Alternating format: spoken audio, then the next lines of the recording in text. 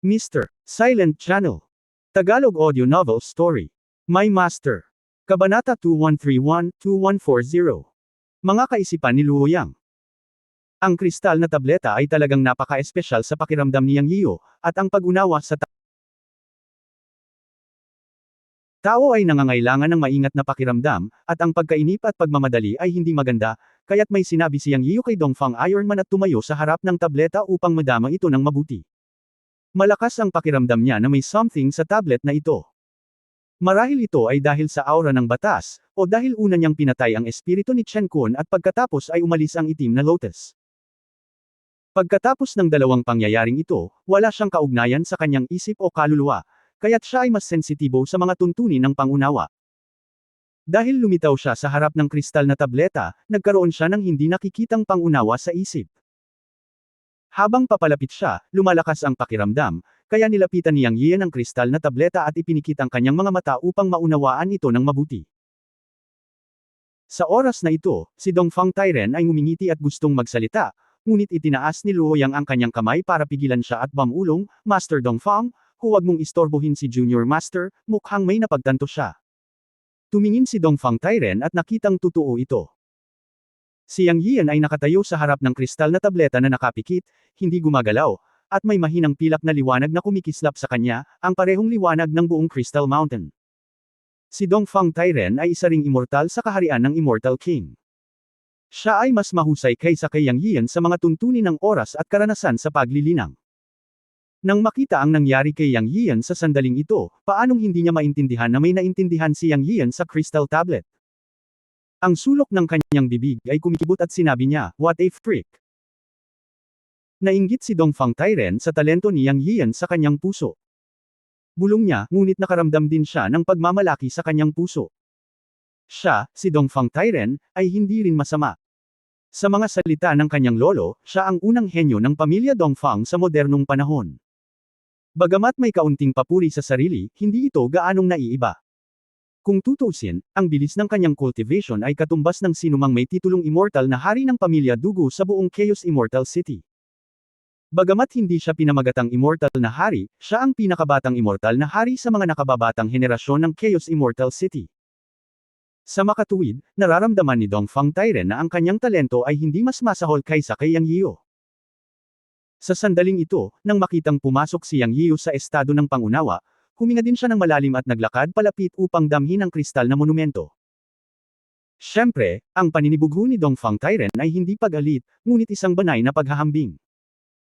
Umaasa siyang maiintindihan ni Yang Yiyo kung ano ang gusto niya mula sa kristal na monumento, kaya naiintindihan din niya. Sa katunayan, ang talento ni Dongfang Tairen sa paglilinang ay talagang hindi masama. Ipinakita na ng titulo ng pinakabatang immortal na hari sa Chaos Immortal City na siya ay may mataas na talento. Para naman kay Luo Yang, tiningnan niya ang kristal na monumento at tumabi. Hindi siya interesado dito. Dahil ang kamalayan ng demonyong Diyos ay pumasok sa kanyang katawan, alam niyang nagbago na siya. Ang ganitong uri ng pagbabago ay isang uri ng pagbabago na hindi mailarawan, ngunit ito ay malinaw, sa lahat ng aspeto, sa estado ng pag-iisip, sa paglilinang, at sa pangunawa. Ito ay lubhang kakaiba at kasalungat. Para kay Luo Yang, ang Devil God Consciousness talaga ang kanyang orihinal na katawan, at sila ay isa, ngunit ang bahaging ito sa kanya ay isang reincarnation. Mahigpit na pagsasalita, walang bagong kamalayan sa sarili, ngunit walang mga alaala ng nakaraan. Sa paglipas ng panahon, habang tumatagal ang kamalayan ng Devil God ay nananatili sa kanyang katawan, mas nararamdaman niya ang ilang mga bagay, tulad ng sinabi ng kamalayan ng Devil God, palaging may oras na siya at ang kamalayan ng Devil God ay magsasama sa isang tao. Ang pagkakaiba ay kung kaninong kamalayan ang magiging nangingibabaw sa oras na iyon.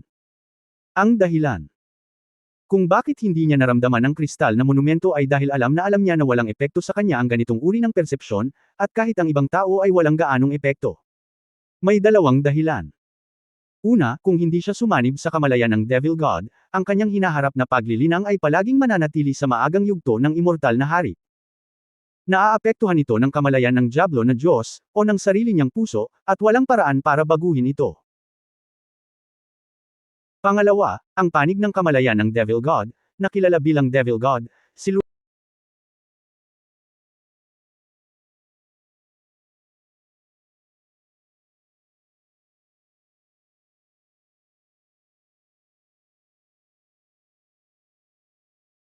At walang paraan para baguhin ito. Pangalawa, ang panig ng kamalayan ng Devil God, na kilala bilang Devil God, si Luoyang ay napakalinaw tungkol sa mga detalye. Ito ay talagang isang pag-iral na lampas sa antas ng immortal na paraan, at ang makamundong karanasan at ang mga mahiwagang lihim na kanyang nilinang ay malayo sa imahinasyon ng mga nilalang sa antas na ito ng immortal na mundo.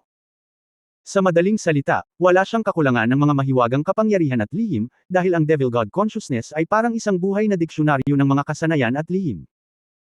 Sa panahong ito, ilang beses na siyang tinulungan ng Devil God Consciousness, o masasabing nakatulong ito sa sarili, at nagpakita ng ilang mahiwagang kapangyarihan at lihim. Iisa sila, ngunit maaari niyang malaman ang anumang lihim na mahiwagang kapangyarihan na ginamit ng Devil God Consciousness minsan, ngunit naramdaman ni Luoyang na sadyang hindi ito ipinapakita ng Devil God Consciousness, dahil lang sa natatakot siyang matutuhan niya ito. Paminsan-minsan, kapag tumulong siya sa panganib, magpapakita siya ng ilang mahiwagang kapangyarihan at lihim, na hindi sinasadyang naging sariling paraan ni Luoyang. Kaya hindi na kailangang intindihin ang Crystal Dao Monument.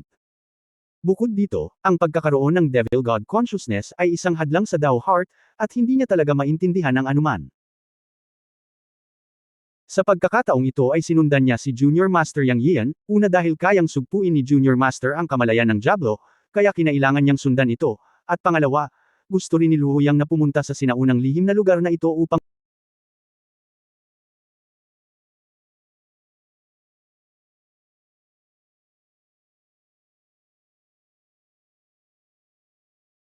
Sa pagkakataong ito ay sinundan niya si Junior Master Yang Yian, una dahil kayang sugpuin ni Junior Master ang kamalayan ng Diablo, kaya kinailangan niyang sundan ito, at pangalawa, gusto rin ni Luoyang na pumunta sa sinaunang lihim na lugar na ito upang makita kung makakahanap siya ng paraan para alisin ang kamalayan ng Diablo. Ayaw niyang wala ang kanyang nangingibabaw na kamalayan, at sa kaibuturan ng kanyang puso, mayroon pa rin siyang napakalalim na sekreto. Nais niyang maging isang malakas na tao, balang araw ay makasama ang taong pinakamamahal niya sa kanyang puso, o makasama siya. Nakakalungkot lang na ang taong ibinaon niya sa kaibuturan ng kanyang puso, ang kaharian ng lakas ay nagpabatid kay Luoyang na ang agwat ay masyadong malaki, at para makasama siya ay nangangailangan ng malakas na paglilinang ng lakas na katumbas nito, kaya gusto niyang magsumikap na mapabuti ang kanyang paglilinang, at ayaw niyang madamina ng kamalayan ng Diablo. Bilang karagdagan kay Luoyang, gumawa din si Zexang ng isang hakbang pasulong upang maunawaan ang Crystal Dao Monument, at ang kanyang buong katawan ay kumikinang na may halo, at ang halo na nagniningning sa kanya ay mas nakasisilaw kaysa kay Yang Yian. Malinaw na may naintindihan din si Zexang mula sa Crystal Dao Monument.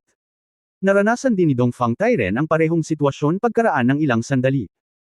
Sina Yang Yian, Dongfang Tairen, at Zexang ay lahat ay nagkaroon ng kaunting kaliwanagan sa harap ng kristal na tableta. Tanging si Luoyang at Soul Season Ancestor ang hindi nakaintindi sa Crystal Tablet. Ang nakasuot ng pula at nakabaluti na itim ay nakatayo sa magkabilang panig ni Yang Yian at ng dalawa pa upang protektahan sila. Ang ninunong ng agaw ng kaluluwa ay nabigla sa tagpong ito. Nagulat siya kung sino ang mga tao sa paligid ni Yang Yian. Napaka-abnormal nila. Tatlo sa kanila ang nagtagumpay sa paglikha ng mga pulang pangalan gamit ang Crystal Dao Monument. Lahat sila ay napakatalino. Alam niya na sa 10,000 immortal, kahit isa ay walang makakagawa ng dagandong sa Crystal Dao Monument. Ngunit tatlo sa kanilang 5 miyembrong koponan ay maaaring lumikha ng dagandong sa Crystal Dao Monument. Ito ay talagang hindi kapanipaniwala. 5. Mga tao, 3 sa kanila. Siyempre, hindi kasama ang mga nakasuot ng pula at nakabaluti. Kung tungkol sa ninuno na nangaagaw ng kaluluwa, hindi niya ito kailanman naisip. Wala siyang talent na iyon. Nasubukan na niya ito noong pumasok siya 10,000 taon na ang nakalilipas.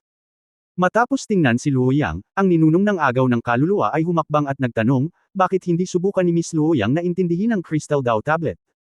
Nakita ng Soul Snatching Ancestor na hindi pa ito sinubukan ni Luoyang, kaya medyo nagulat siya.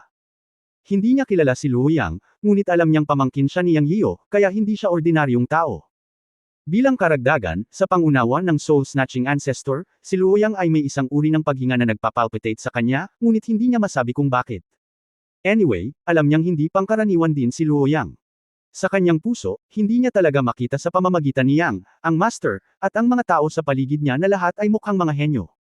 Hindi interesado, tumingin si Luoyang sa Soul Snatching Ancestor at sumagot ng walang pakialam.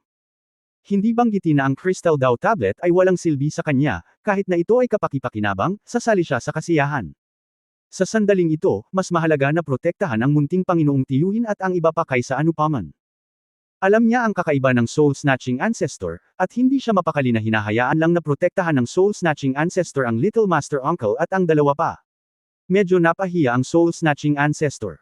Ang kawalang interes ni Luo Yang ay nagbigay sa kanya ng pakiramdam ng paglalayo ng mga tao, na naging dahilan upang hindi siya makalapit sa kanya.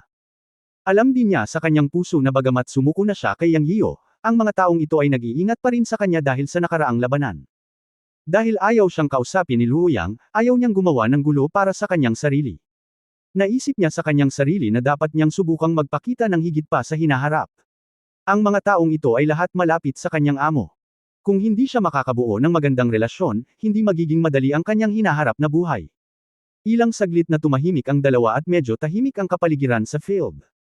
Ang pangunawa ni Yang Yio at ng iba pang dalawa ay nagpapatuloy pa rin, ngunit hindi nila alam kung kailan ito matatapos. Bigla, sa susunod na sandali, biglang nagbago ang mukha ng ninunong ng aagaw ng kaluluwa, at umungal siya at sinampal ang langit sa itaas ng kristal na monumento. Nagmura siya, sino ang nang ahas mang istorbo? Boom! Pagkatapos ng mahinang tunog, yumanig ang langit. Sa susunod na sandali, isang puting anino ang kumislap at lumitaw 12-dosenang metro ang layo. Ang buong katawan ay natatakpan ng pilak, puting baluti at isang kahindek-hindek na maskara. Kabanata 2132 mga dahilan ng nakatagong panganib. Naistorbo na nito ang pangunawa ni Yang Yio at ng dalawa pa. Si Dongfang Iron Man ang unang naantala. Bigla niyang iminulat ang kanyang mga mata at tumingin sa may madilim na mukha. Sa susunod na sandali, nagngangalit siya at sinabing, Silver Killer of the Dugu Family, I'll FKU. Matapos sa wakas ay gumawa ng dagandong sa Crystal Dao Monument, bigla siyang nagambala ng paggalaw na ito, na nagpagalit kay Dongfang Iron Man. Ang lalaking nakasuot ng puting baluti ay ang Silver Killer ng Dugu Family. Para sa isang magsasaka, ang pagkagambala sa estado ng paglilinang at pangunawa ay isang malaking puot, tulad ng sekular na puot sa pagputol ng yaman ng isang tao ay tulad ng pagpatay sa mga magulang. Paanong hindi magagalit si Dongfang Iron Man? Ang Soul Capture Ancestor ay talagang mas kinakabahan sa oras na ito. Hindi siya kinakabahan sa hitsura ng Silver Killer ng Dugu Family, ngunit ang hitsura ng killer ay nakagambala sa pangunawa ng kanyang amo na si Yang Yio at ng dalawa pa. Natatakot siya sa sisihin ni Yang Yio, at alam niya kung gaano bawal na matakpan ang gayong pangunawa. Ito ay isang nakamamatay na puot. Siya ay nagbabantay sa batas ngunit naantala sa pag-unawa. Ito ang kanyang pagpapabe sa tungkulin. Kung sinisisi siya ni Yang Yio, hindi niya ito kakayanin. Kaya sa oras na ito, ang Soul Capture Ancestor ay mas galit pa kaysa sa Eastern Iron Man, at malapit na niyang patayin ang assassin na lumitaw sa eksena. Ang Eastern Iron Man ay sumugod na sa sandaling ito. Nang aalis na sana ang Soul Capture Ancestor, dumaan si Luo Yang at sinabing, tuloy pa rin sina Junior Master at Zexang. Manatili ka at patuloy na protektahan ang batas. Haharapin namin sila ni Dongfang. Ang Soul Capture Ancestor ay natigilan at lumingon upang makita na si Yang Yio at Zexang ay nakatayo pa rin sa ilalim ng kristal na Daos tablet na hindi gumagalaw. Obviously, tuloy pa rin sila. Ito ay nagulat sa Soul Capture Ancestor at sa parehong oras ay pinaginhawa siya. Hanggat nagpapatuloy ang pangunawa ni Master Yang Yio, kahit papaano ay mas mababa ang responsibilidad niya. Sa susunod na sandali, ang Soul Capture Ancestor ay iwinagayway ang kanyang kamay sa lalaking nakabaluti na itim, at ang papel na nakabaluti na itim ay kumikislap na may halo sa buong katawan nito at pumasok sa storage at standby state, na handang kumilos anumang oras kung may anumang abnormal na paggalaw. Tungkol naman sa lalaking nakasuot ng pula na nakatayo sa kabilang gilid, wala na siyang kapangyarihang utusan siya. Nagkaroon din siya ng bagong kamalayan, ngunit naniniwala siya na tiyak na paprotektahan niya si Yang Yio. Siya. Lihim na namangha na hindi nagising sina Yang Yio at Zexang kahit na naaabala sila. Gaano kalalim ang kanilang perception at talento? Siya ay talagang karapat-dapat na maging master. At si Zexang, ang Demon Cultivator, ay nagpapatuloy din. Alam lang ng soul-snatching ancestor na si Zexang ay isang Demon Cultivator, ngunit hindi niya alam kung anong uri ng Demon Clan si Zexang. Nagulat siya nang makita ang halo sa katawan ni Zexang na lalong lumiliwanag, mas nakakasilaw pa kaysa kay Yang Yio. Ang tatlo sa kanila ay nakikiramdam, at ang Eastern Iron Man ay nagambala at nagising, habang nagpatuloy sina Yang Yio at Zexang. Alam ng soul-snatching ancestor kung gaano ito kahalaga. Matapos utusan ng lalaking nakabaluti na itim, ang Sub-Saint Puppet, mabilis siyang gumawa ng mga selyo gamit ang dalawang kamay, iwinagayway ang kanyang kamay sa kristal na steel, at naglagay ng malaking harang, na sumasakop sa buong kristal na steel, sina Yang Yio at Zexang. Matapos huminga, sa wakas ay gumaan ang loob ng soul-snatching ancestor. Ngayon hindi ka na natatakot sa mga taong nakakagambala kay Yang Yiyu at Zexshang.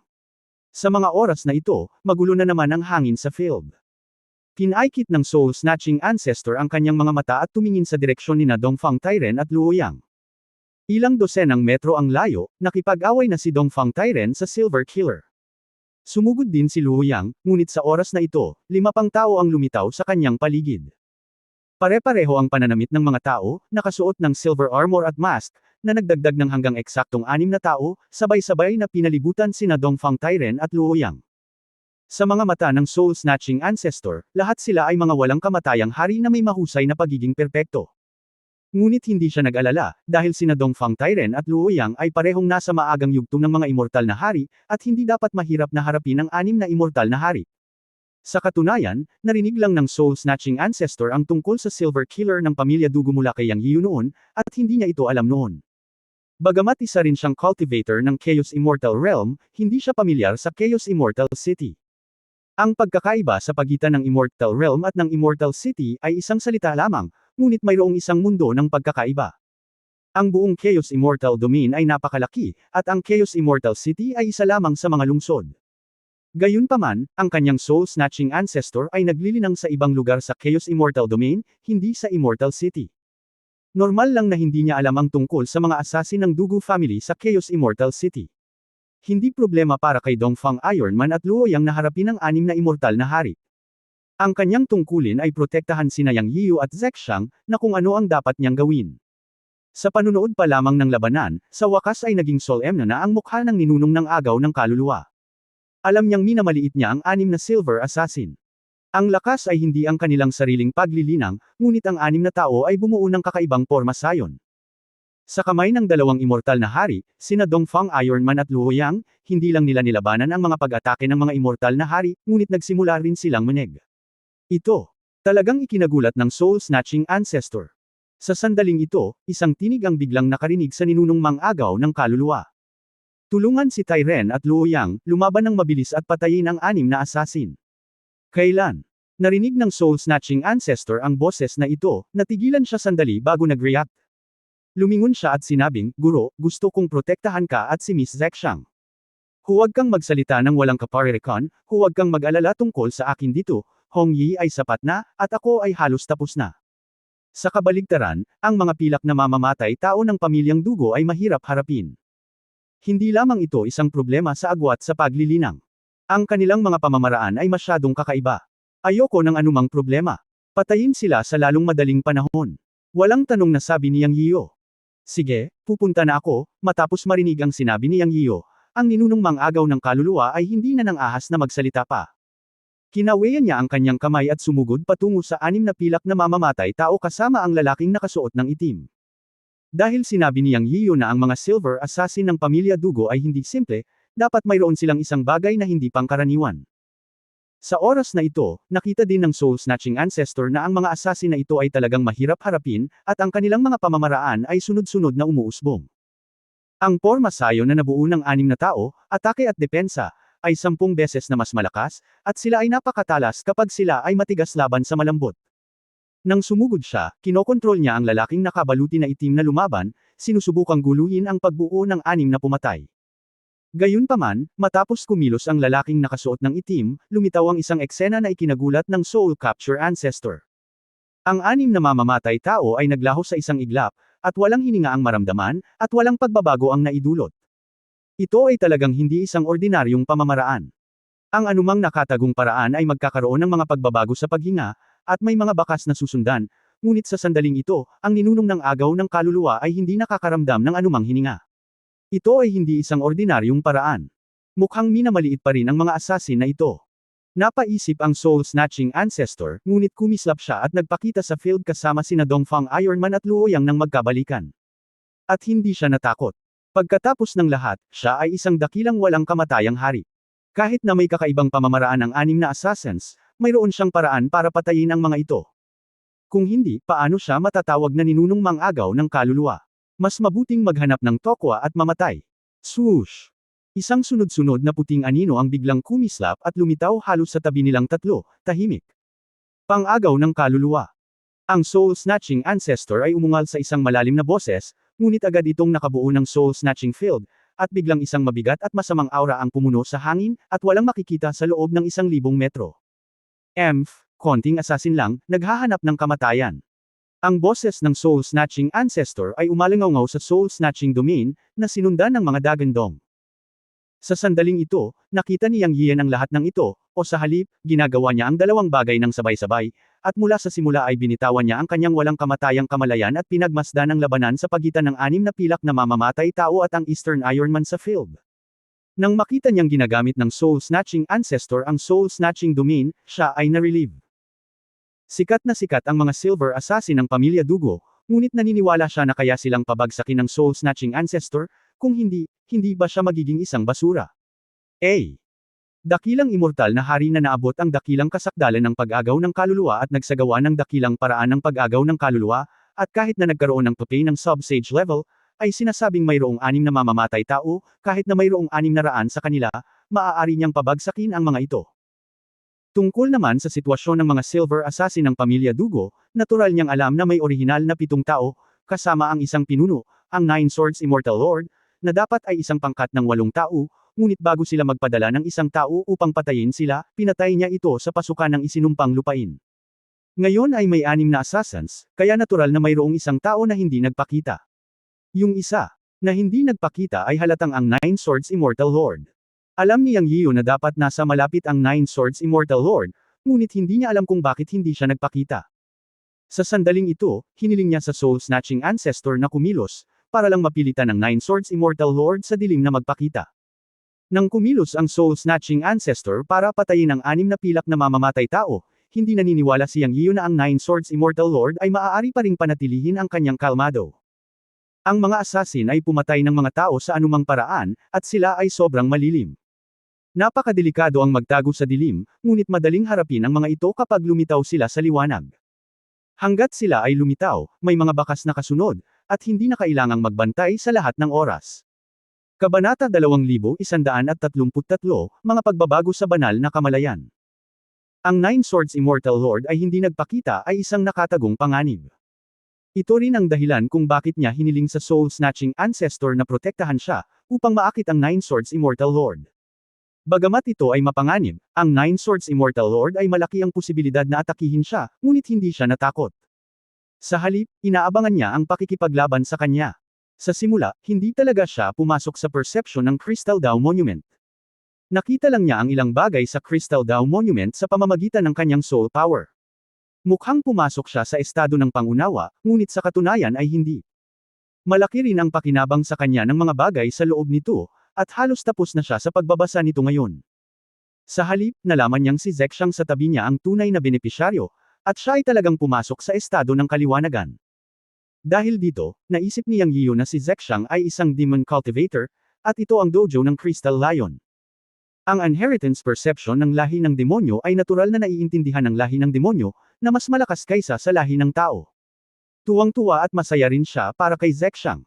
Naramdaman niya na lumalaki ang cultivation ni Zexang. Sa oras na iyon, siya ay medyo depressed.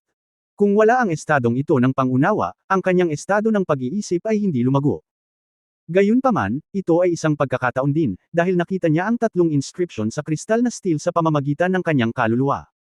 Sa oras na ito, sinusubukan niyang alalahanin ang 3 inscription.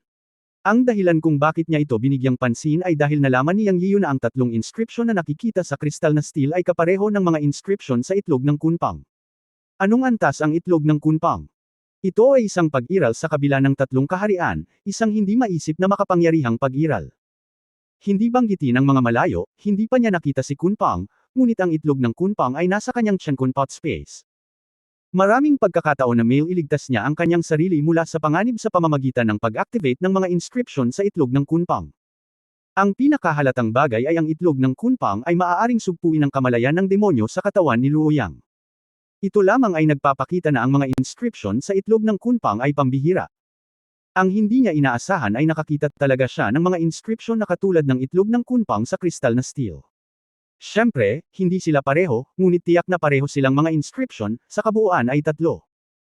Ang mata ay walang nakikitang mga ron sa loob, kahit na ginamit niya ang mata ni Chen Kun sa simula, wala siyang nakita, ngunit nararamdaman niya na mayroong isang bagay, at ang persepsyon na ito ay nagmula sa kaluluwa. Noong nakaraang pagkakataon, ginamit niya ang Statue of the Destiny Star para isagawa ang Pure Yang Scorching Sun Curse at ang 8 Heavenly Dragon Scriptures para labanan ang soul-snatching ancestor. Nang gamitin niya ang kapangyarihan ng kaluluwa, nalaman niyang ang kaluluwa at ang estatwa ng Destiny Star ay parang isang pares na ginawa sa langit. Pinayagan niya ang Statue of the Destiny Star upang sumanib sa kaluluwa. Ang Statue of the Destiny Star ay hindi sumailalim sa mga pagbabagong nakakasira ng lupa na naisip niya nang ito ay pumasok sa kaluluwa. Ito ay isang napakamaayos na pagsasama. Hindi na niya ito muling pinag-aralan pagkatapos, ngunit nagulat ito nang mapanood niya ang pagbagsak ng Crystal Dow Monument sa pagkakataong ito. Siya. Hindi inaasahan na pagkatapos buhayin ang kaluluwa, nang imulat ng kaluluwa ang mga mata nito, nakita nito ang 3 inscription sa Crystal Dow Monument. Hindi ito nangyari noon, ngunit ngayon ay nakita niyang iba ito. At mayroong 2 ganap na magkaibang walang kamatayang kamalayan. Nakatuklas si Yang Yiyu ng bagong mundo. Ang malaking pagbabagong ito ay nagmula sa pagsasama ng Statue of the Destiny Star at ng Soul. Hindi niya binigyang pansin ang mga pagbabago sa pagsasanib ng kaluluwa at ng Statue of the Destiny Star. Sa pagkakataong ito, nang tumayo siya sa harap ng Crystal Dow Monument, natuklasan niya ang mga pagbabago sa kaluluwa. May naramdaman ang kristal na Dow tablet sa loob, na nagmula rin sa Yuan Shen. Matapos himukin ng Yuan Shen na buksan ang kanyang mga mata, natuklasan niya ang pagkakaroon ng 3 inscription sa loob. Bilang karagdagan, ang Yuan Shen at ang natal statue ay nagtataglay ng walang kamatayang kamalayan. Noong nakaraan, ang immortal na kamalayan ay nagmula sa Yuan Shen, at ang kanyang immortal na kamalayan ay umabot sa maksimum na distansya na 10,000 metro. Ang susi ay ang walang kamatayang kamalayan ay hindi magagamit sa maraming espesyal na lugar sa mundo ng mga engkanto, ngunit sa pagkakataong ito ay natuklasan na bilang karagdagan sa Yuan Shen na nagtataglay ng walang kamatayang kamalayan, ang kanyang natal na estatwa ay mayroon ding walang kamatayang kamalayan, o masasabing ito ay may katulad na likas na kapangyarihan sa walang kamatayang kamalayan. Ang kapangyarihan ng walang kamatayang kamalayan ay isang uri ng talento tulad ng mga mata para sa mga nagsasaka, ngunit ito ay ibang-iba sa nakikita ng mata. Ang pagkakaiba ay ang kapangyarihan ng walang kamatayang kamalayan ay maaaring makita ang lahat ng gusto mong makita sa lahat ng direksyon, at bawat bit ay maaaring ipakita sa isip ng detalyado. Ito ay isang talento na ibinigay sa bawat magsasaka sa pamamagitan ng paglilinang. Masasabing walang kalamangan, ang bawat magsasaka ay mayroon nito, ang pinagkaiba lamang ay ang walang kamatayang kamalayan ay inilabas ng mas malayo. Mula nang dumating sa Immortal Realm, nalaman ni Yang Yian na dahil sa mga paghihigpit ng mga batas ng langit sa Immortal Realm, ang kanyang immortal na kamalayan ay mas mababa kaysa sa mundo ng Cultivator. Mula noon, hindi na niya nagawang pag-aralan ang walang kamatayang kamalayan, at pakiramdam niya ay wala rin itong silbi. Gayunpaman, matapos matuklasan na may talentong katulad ng walang kamatayang kamalayan sa estatwa ng natal, medyo nagulat si Yang Yian. Sinubukan niyang pagsamahin ang 2 walang kamatayang kamalayan, ngunit ang sumunod na sandali ay nagbigay sa kanya ng malaking sorpresa. Sa isang putok, ang walang kamatayang consciousness power ng Yuan Shen at ang natal statue ay talagang nagsanib sa isang iglap, na masasabing isang perpektong kombinasyon. Bukod dito, nakapasok siya sa 10,000 metro ang layo sa isang iglap, nang hindi napigilan ng kapangyarihan dito. Hindi na niya ito pinahaba, bagkus ay binawi niya ito.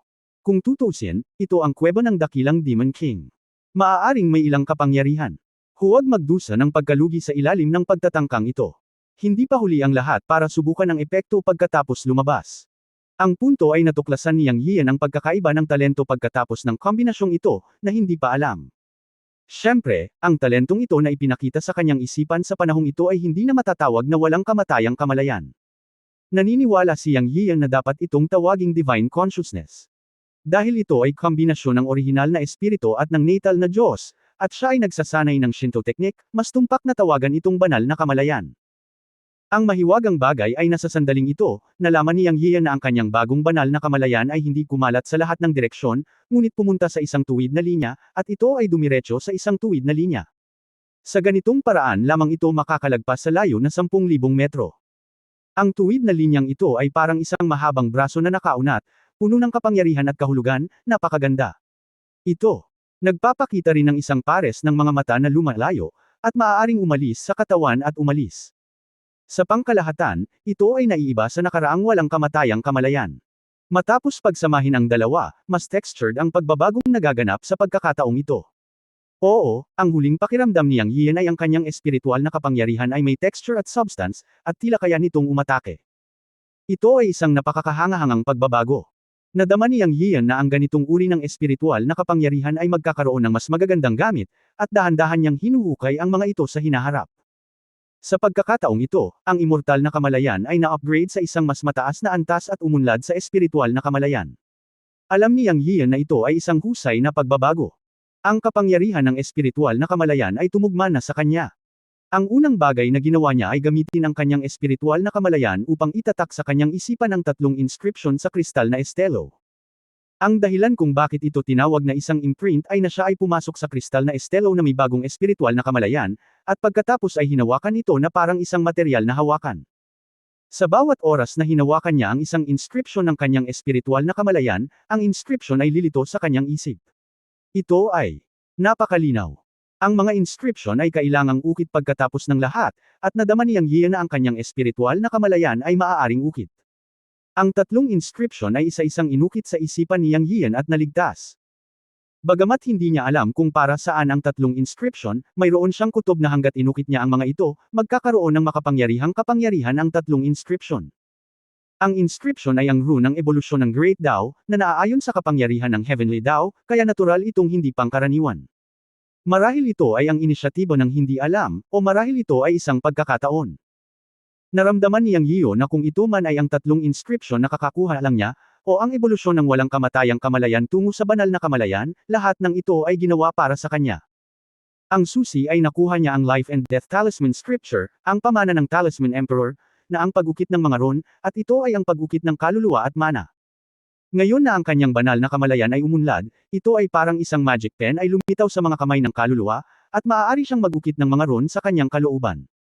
Kaya ang pagbabagong nangyari ngayon ay sadyang pinasadya para sa kanya. Sa madaling salita, ito ay isang mahusay na bagay. Natapos ni Yang Yian ang pag-ukit ng 3 inscription dito, binuksan ang kanyang mga mata, at kumislap ang kanyang mga mata. Sinulyapan niya si Zexang sa tabi niya at pumasok sa isang malalim na antas ng pangunawa. Sa sandaling ito, si Zexang ay nakakuha ng malaking halaga ng enerhiya mula sa mundo, ngunit ang kanyang paglilinang ay mabilis na bumubuti, na lumalampas sa paunang kaharian ng immortal na hari. At hindi ito huminto, mabilis itong lumalago. Nang makita ang mga pagbabago sa Zexang, masaya rin si Yang Yian, at tahimik siyang binabantayan sa tabi ni Zexang. Sa oras na ito, alam niya na ang cultivation at perception ni Zexang ang pinakamahalaga.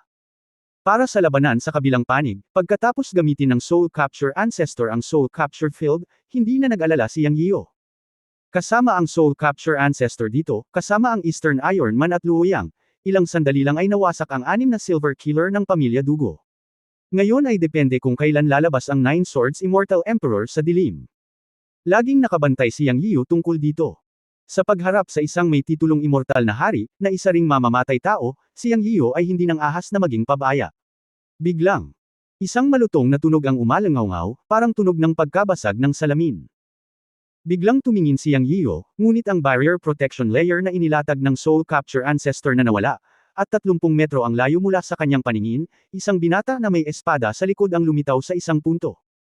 Kabanata 2134 na nakipagtagpo sa karibal ng Kendo. Nang makita ni Yang Yian ang binatang ito, ang una niyang naisip ay, ang taong ito ay ang 9 Swords Immortal Lord. Kung tutuusin sa kanyang hitsura, mukhang nasa early 20s siya, napakabata, syempre, hindi matukoy ang kabataan ng immortal. Naghahanap. Sa kanyang mga tampok ng mukha, mga kilay na parang espada at mga mata na parang bituin, mukha siyang napakagwapong binata, ngunit ang kanyang mga mata ay nagbigay kay Yang Yian ng panlalamig, isang uri ng lamig na nagmumula sa loob, at mula sa malayo, naramdaman niya na siya ay isang piraso ng 1000 taong gulang na yelo. Ang taong ito ay nagbigay sa kanya ng pakiramdam na siya ay hindi isang buhay na tao, ngunit isang piraso ng yelo. Nakatingin siya sa kanya. At si Yang Yian ay nakatingin din sa kanya. Nagkatinginan ang dalawa, at tila palamig ng palamig ang kapaligiran sa field. Ikaw ba ang 9 Swords Immortal Lord? Ikaw ba si Yang Yian? Halos sabay na nagsalita ang dalawa. Oo, ako ito. Tumanggo si Yang Yian. Ako rin. Nagsalita ang 9 Swords Immortal Lord. Pagkatapos ay sinabi niya, namatay ang isa sa aking mga tauhan. Medyo nakakalito ang mga salita ng 9 Swords Immortal Lord. Ngunit alam ni Yang Yian ang ibig niyang sabihin, na ang tinutukoy niya ay ang Silver Killer na pinatay niya. Kung dumating siya para patayin ako, papatayin ko siya. Simple at malinaw ang sagot ni Yang Yian. Kung ganoon, mas marami pa akong dahilan para patayin ka. Nagsalita ang Nine Swords Immortal Lord, na parang sapat na sa kanya ang pagpatay kay Yang Yiyo. Ang pamilya mo dugo at ako ay hindi kailanman nagkaroon ng anumang bagay sa isa't isa. Ikaw ang unang gumawa ng gulo para sa akin. Gusto mo akong patayin, ngunit naisip mo ba ang kahihinatnan? Sabi ni Yang Yiyo na may singkit na mga mata. Ang mahinahong sinabi ng Nine Swords Immortal Lord, dahil kilala mo ang aking pamilya dugo, dapat mong maunawaan na ang aking pamilya dugo ay isang mamamatay na pamilya. Para sa mga mamamatay, hindi nila kailanman isinasaalang-alang ang mga kahihinatnan, ngunit pumatay lamang ng mga tao upang makumplito ang gawain. Doon ay hindi tulad ng sama ng loob, pumatay lamang ng mga tao, hindi kailangan ng anumang dahilan, at walang pagsasaalang-alang sa anumang kahihinatnan o paghihiganti. Sa aking paningin, isa kang tungkuling dapat patayin, at ang pagpatay sa iyo ay isang taong tanggap ng pamilya dugo. Noong una, akala ko isa ka lang ordinaryong maliit na immortal, at sapat na ang pagpapadala ng isang tao. Kung tutuusin, bagamat nasa antas ng immortal ang silver killer ng aking pamilyang dugo, ang pagpatay sa isang immortal na hari ay parang pagpatay ng manok o aso. Hindi ko inaasahan na marami sa kanila ang talagang kawili-wili, at hindi ko inaasahan na nasa tabi mo rin ang Eastern Iron Man, na mas kawili-wili sa akin. Ako ay naging pinagmamasdan ka saglit. Ayaw ko sanang kumilos, pero ngayon parang bumubulong pa rin ako sa'yo. Pero ayos lang. Matagal na akong walang aksyon. Let me try this time. Ikaw ang Samaire sa pamilya Zeman sa Chaos Immortal City. Anong magagawa mo?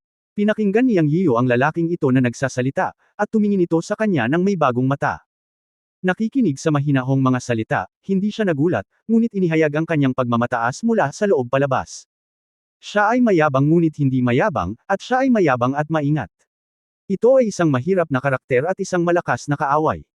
Nagbigay si Yang Yiyo ng pagsusuri sa Nine Swords Immortal Lord sa kanyang puso, at sa parehong oras ay nasa mataas na espiritu siya.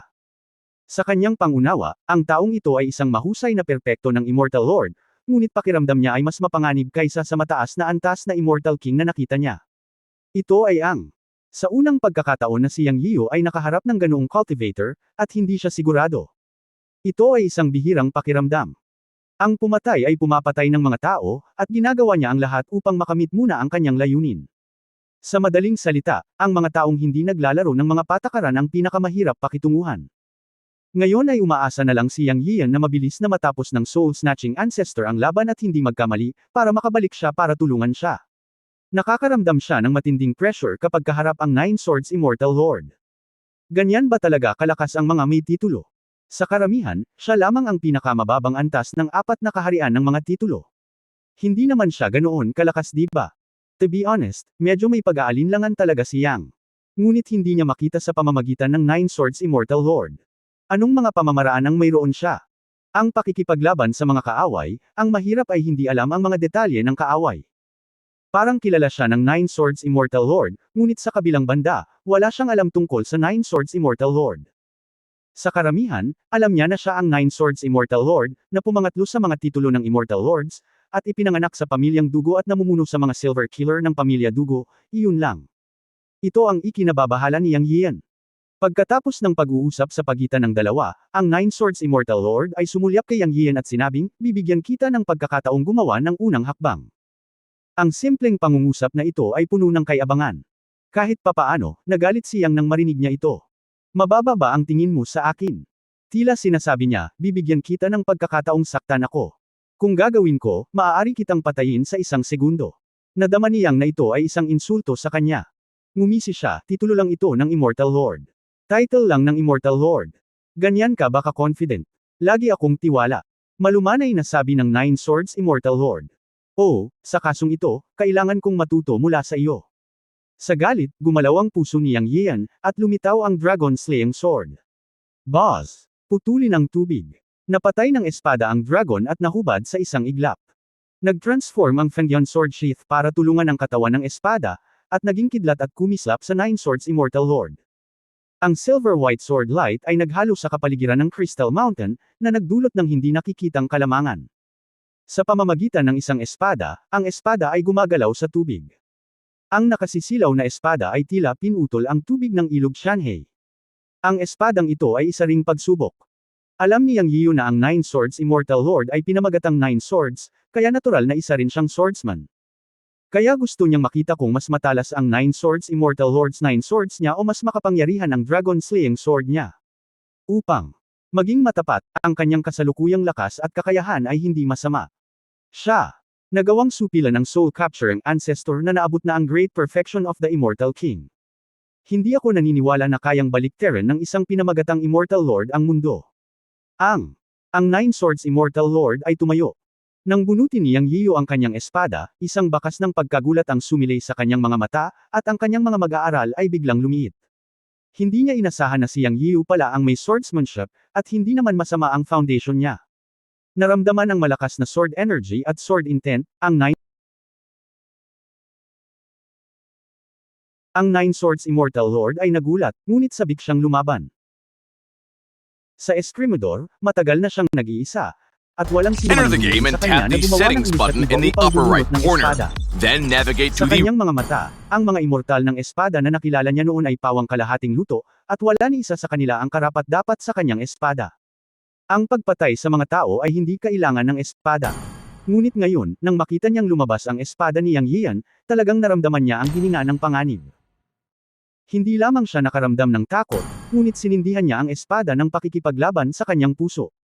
Dumating ang parang kidlat na espada, at ang sulok ng bibig ng Nine Swords Immortal ay nakadikit ng isang ngiti.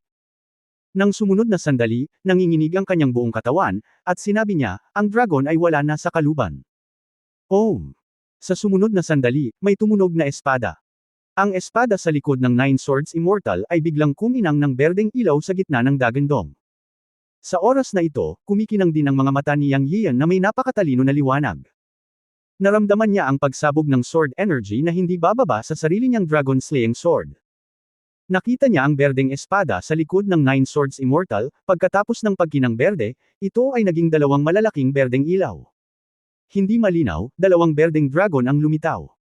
Pagkatapos ay naging isang berdeng sinaunang espada, at nagkita ang dalawang dragon. Dao Sword. Hindi napigilan ni Yang Yian na mabigla. Matapos makita ang intersection ng scabbard at sword ng Nine Swords Immortal, alam niya na katulad din ito ng level ng kanyang dragon slaying sword at ng Liu Jia Dao sword ng matandang lalaki. Ito ay talagang medyo nakakagulat.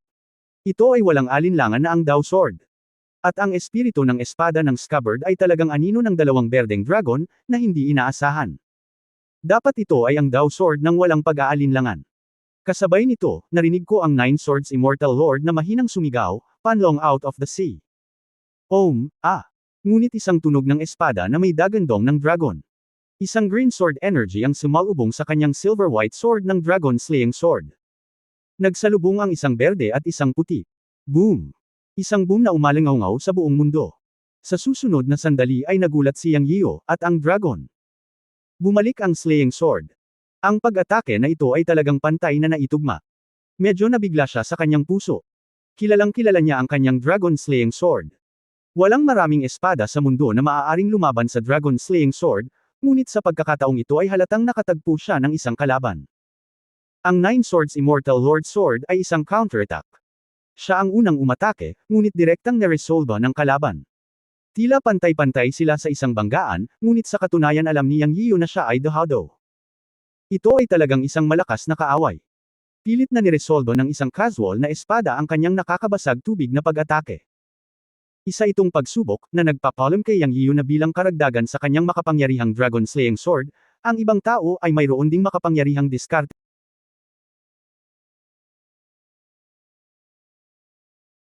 Ang ibang tao ay mayroon ding makapangyarihang diskarte sa pagkontrol ng espada na hindi mas mababa sa kanya. Bilang para sa Nine Swords Immortal Lord, nagulat din siya. Ang kanyang panlong sword ay isang sinaunang espada na ipinasa mula sa pamilyang dugo. Gamit ang panlong sword technique, siya ang unang nagsanay nito sa pagiging perpekto at naging pangatlo na pinamagatang Immortal Lord.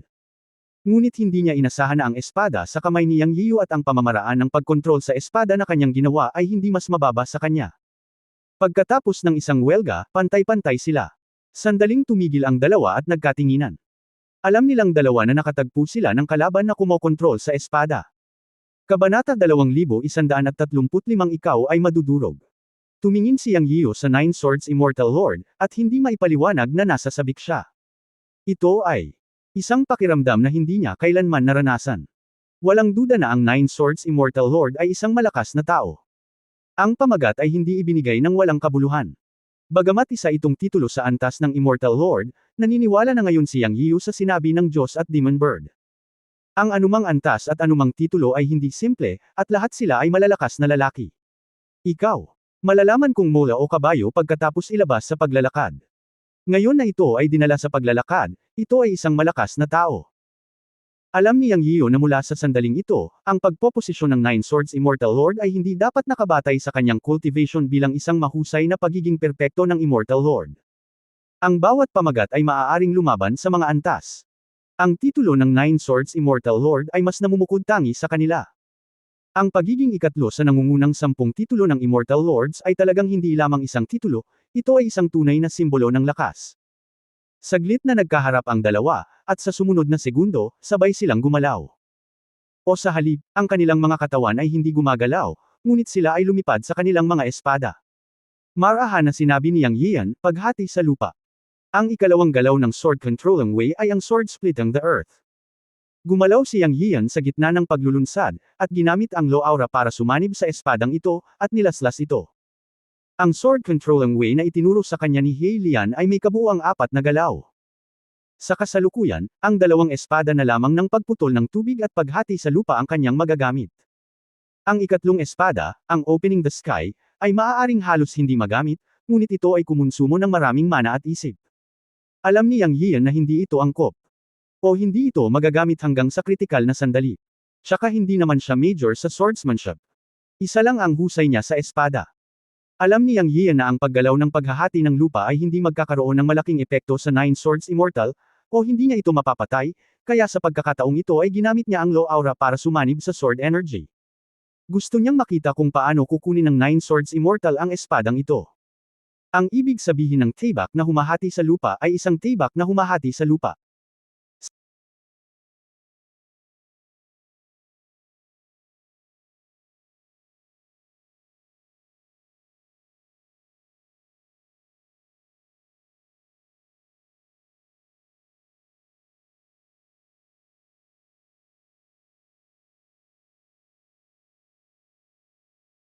O hindi niya ito mapapatay, kaya sa pagkakataong ito ay ginamit niya ang Low Aura para sumanib sa sword energy.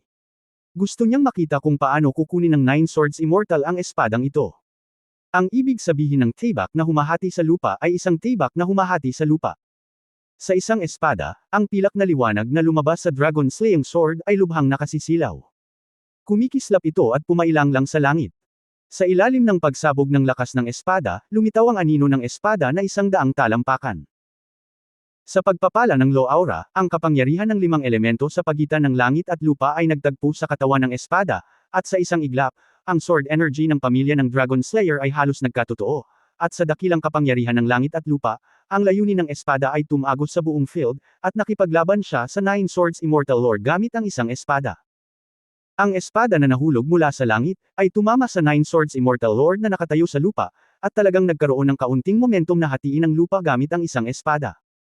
Napilipit ang hangin sa paggalaw ng espadang ito, at makikita ng mata na may sunod-sunod na maitim na bitek sa paligid ng katawan ng espada.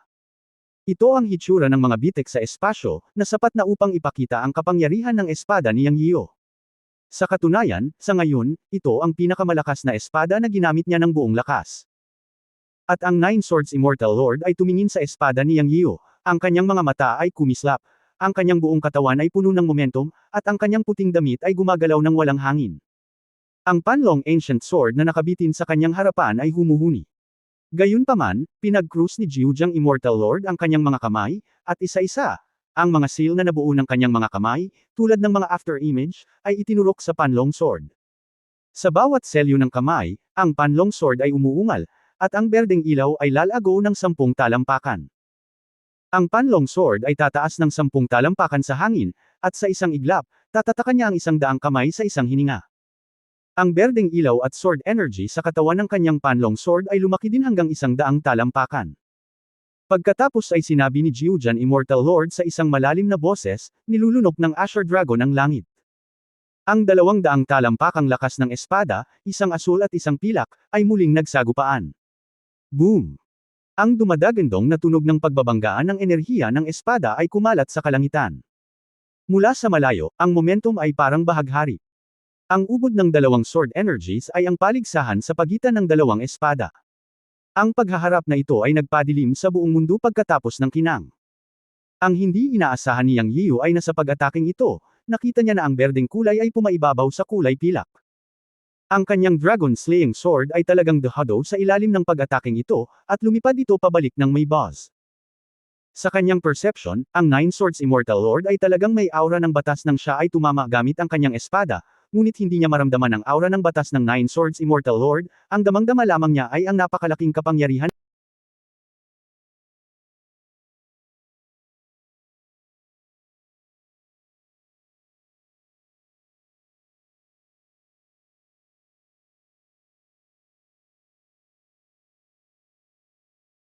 Ang hindi inaasahan ni Yang Yiyu ay nasa pag-ataking ito, nakita niya na ang berdeng kulay ay pumaibabaw sa kulay pilak. Ang kanyang dragon-slaying sword ay talagang dahado sa ilalim ng pag-ataking ito, at lumipad ito pabalik ng may buzz. Sa kanyang perception, ang Nine Swords Immortal Lord ay talagang may aura ng batas nang siya ay tumama gamit ang kanyang espada, ngunit hindi niya maramdaman ang aura ng batas ng Nine Swords Immortal Lord, ang damang-dama lamang niya ay ang napakalaking kapangyarihan ng langit at lupa. Anyway, alam niyang Yian na siya ay dahado sa pag-ataking ito. Sa isang pag-iisip sa kanyang isip, ang dragon-slaying sword ay lumipad pabalik. Ngunit sa oras na ito, ang Nine Swords Immortal Lord sa kabilang panig ay nagsabi, "Ako na ang susunod na pag-atake, sana ay hindi mo ako pababayaan." Ang pangungusap na ito ay nagpalundag sa puso ni Yang Yian nang hindi maipaliwanag. Parang hindi pa ginagamit ng Nine Swords Immortal Lord ang kanyang buong lakas, at ang kanyang tono ay parang nag-iinit. Sa katunayan, siya ang nanguna ng 2 beses, at ang Nine Swords Immortal Lord ang siyang nagtanggol at nag-counter-attack. Pagkatapos, narinig niya ang Nine Swords Immortal Lord na umuungal, "Panlong out of the sea." Sa orihinal, hindi masyadong pinansin ni Yang Yian nang marinig niya na ito ay katulad ng dati, ngunit nagbago ang kanyang mukha sa sumunod na segundo. Ginamit ng Nine Swords Immortal Lord ang hakbang na ito sa unang pagkakataon, at siya ang may kapangyarihan, kaya nang marinig niya na ito na naman ang galaw na ito, hindi na niya masyadong pinansin, ngunit sa isang kisap mata, ang berdeng enerhiya ng espada ay naging 3, at lumipad patungo sa kanya sa hugis ng isang karakter, at alam ni Yang Yian na siya ay mali. Mukhang naintindihan din niya ang pinagmulan ng titulo ng Nine Swords Immortal Lord. Palagi niyang iniisip na ang Nine Swords Immortal Lord ay may 9 na pangunahing galaw ng espada, ngunit ngayon ay tila nagkamali siya.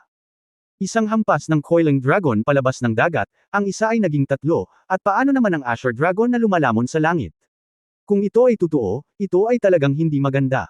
Ito ay talagang pinaghihinalaang ang espada ng Nine Swords Immortal Lord ay napakalakas, na may 3 sword energies, ang isa ay mas malakas kaysa sa isa, at pagkatapos na mabunot ang espada, hindi niya inaasahan na may 3 Azure Dragon na lumitaw sa di kalayuan at lumapit sa kanya ng may matinding momentum. Ang espada ay umuungal na parang dragon. At nakalock sa kanya ang aura. Tumayo ang buhok ni Yang Yian. Hindi ko inaasahan na ang Nine Swords Immortal Lord ay may ganoong paraan. Sa pagharap sa espadang ito, alam ni Yang Yian na hindi na niya ito mate-atago, kung hindi ay magdurusa siya ng malaking pagkawala. Siya agad na umungal, basag ang tubig, hatiin ang lupa. Ang Dragon-slaying sword ay humimok ng 2 magkasunod na espada, na lahat ay gumagamit ng basbas ng aura ng batas. Dumating ang nakakasilaw na sword energy at naging 100 talampakang sword energy, isang patayo at isang paalang, sa isang defensive momentum na magkita. Kasabay nito, ang Dharma na katawan ni Yang Yian ay naging 100 metrong katawan, at ang Dongwang Bell ay kumislap at same time na lumitaw sa kanyang harapan. Pakiramdam niya sa pagkakataong ito ay tila hindi niya mapigilan ang 3-in-1 na pag-atake ng Nine Swords Immortal Lord.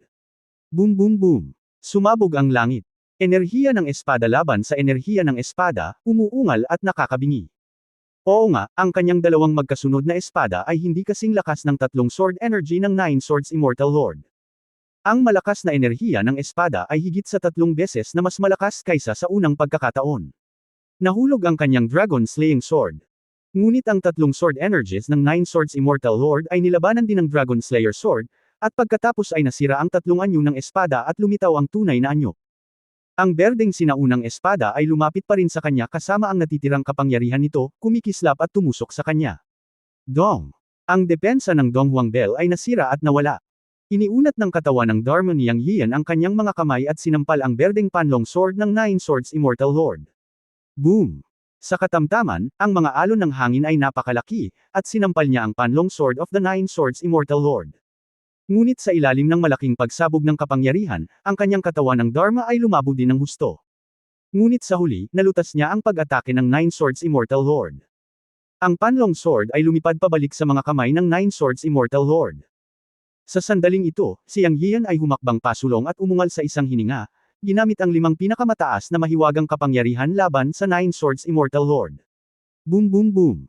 Isang serye ng malalakas na ingay, kamao o palad, gininto ang liwanag, bawat pag-atake ay nagdadala ng kapangyarihan ng aura ng batas, na nagpapahintulot sa pinakamataas na mahiwagang kapangyarihan na gamitin ang kanilang pinakamataas na kapangyarihan.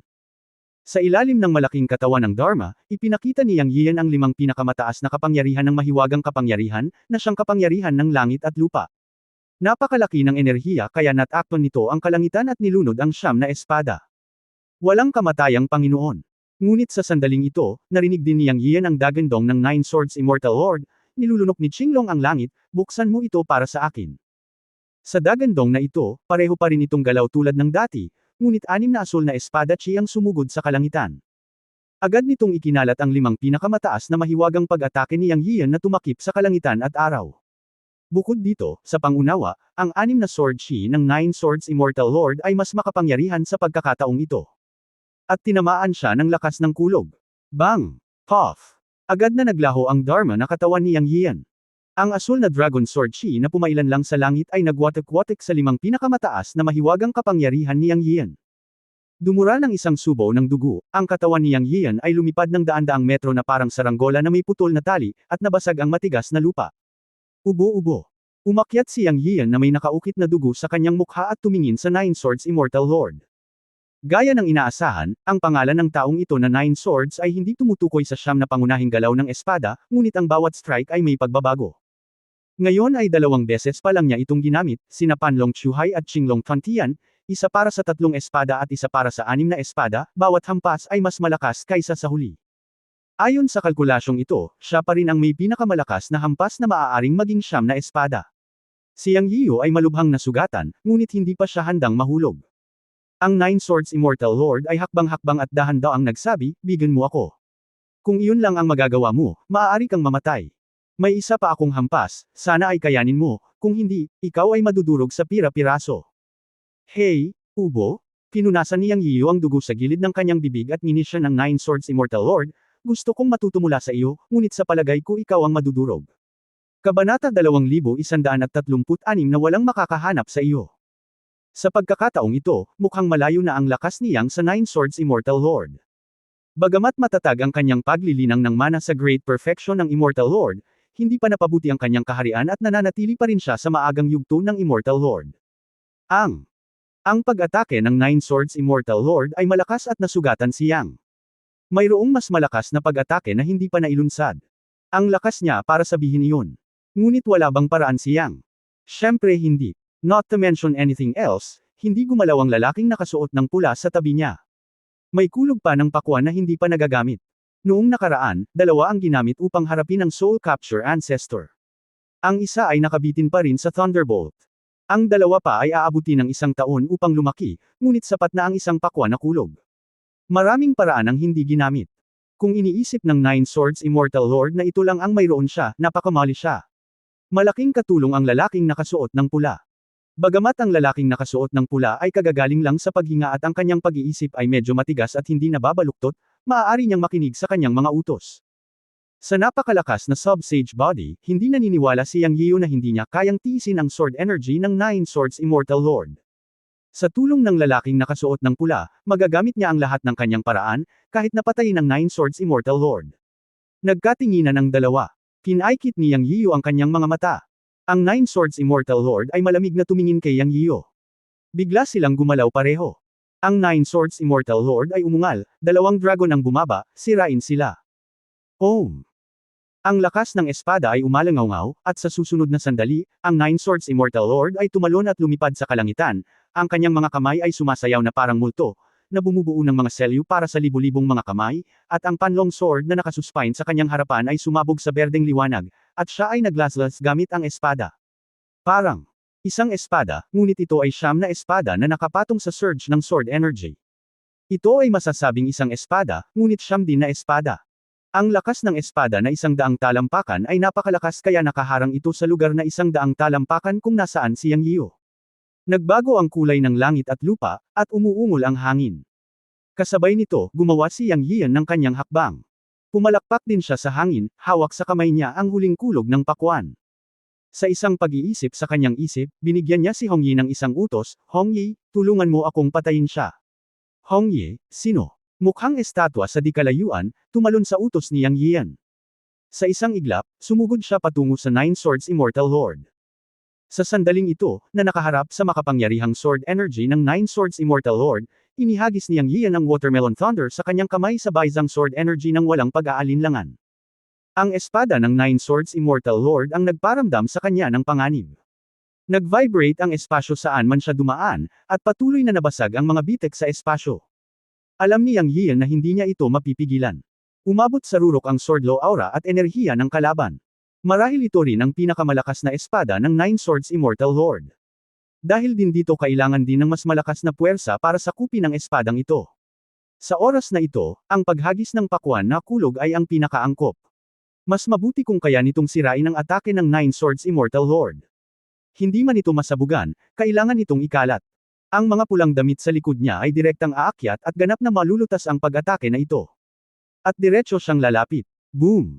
Ngunit nang mabuo ang daang talampakang sword energy ng Nine Swords Immortal Lord, itinapon ni Yang Yiyan ang Watermelon Thunder, ngunit hindi nito pinutol, at pagkatapos ay sumabog. Isang black hole ang lumitaw sa itaas ng langit. Ito ang napakalaking kapangyarihan na nabuo ng pagsabog ng kulog ng pakwan at ang banggaan ng ikatlong sword move ng Nine Swords Immortal Lord, na naging sanhi ng direktang pagbagsak ng espasyo ng maliit na mundong ito. Ngunit ito ay 100 metrong butas lamang, na hindi makakaapekto sa buong espasyo, ngunit kahit na, ito ay nakakatakot na. Dapat mong malaman na ang maliit na mundo dito ay hindi ang mas mababang mundo, ito ay ang maliit na mundo ng Prehistoric Demon King. Ang labanan sa pagitan ng dalawa ay maaaring mapunit ang espasyo, na sapat na upang ipakita ang kapangyarihan. Ito. Masasabi rin na ang Nine Swords Immortal Lord ay karapat-dapat na maging isang pinamagatang immortal. Dahil nagdaraya siyang mula sa ibang pananaw. Ginamit niya ang Treasure Watermelon Thunder na ginawa ng Chen Kun Pot, habang ginamit ng Nine Swords Immortal Lord ang sarili niyang kapangyarihan. Pero, walang paraan, na nagbigay kay Yang ng Chen Kun Pot bilang isang plug-in.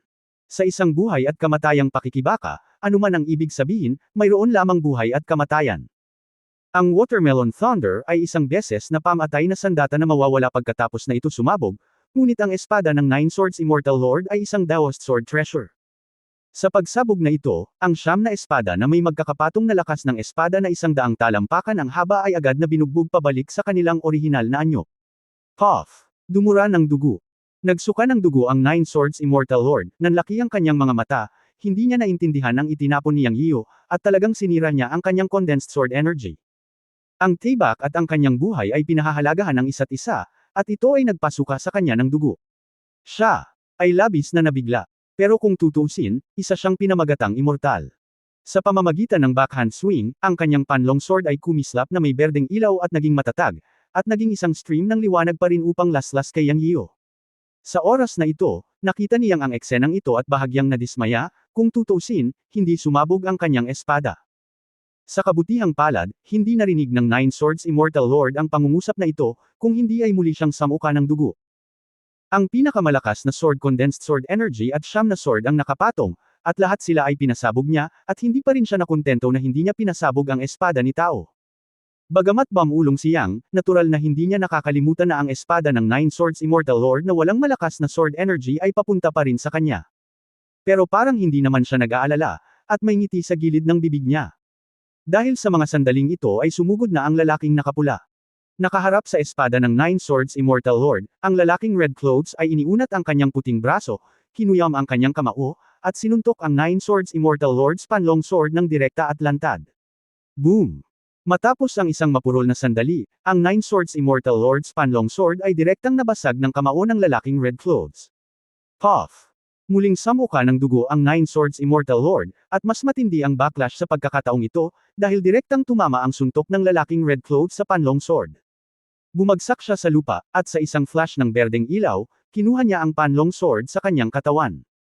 Sa ilalim ng suntok na ito, talagang nalaman niyang nasira ang Panlong Sword.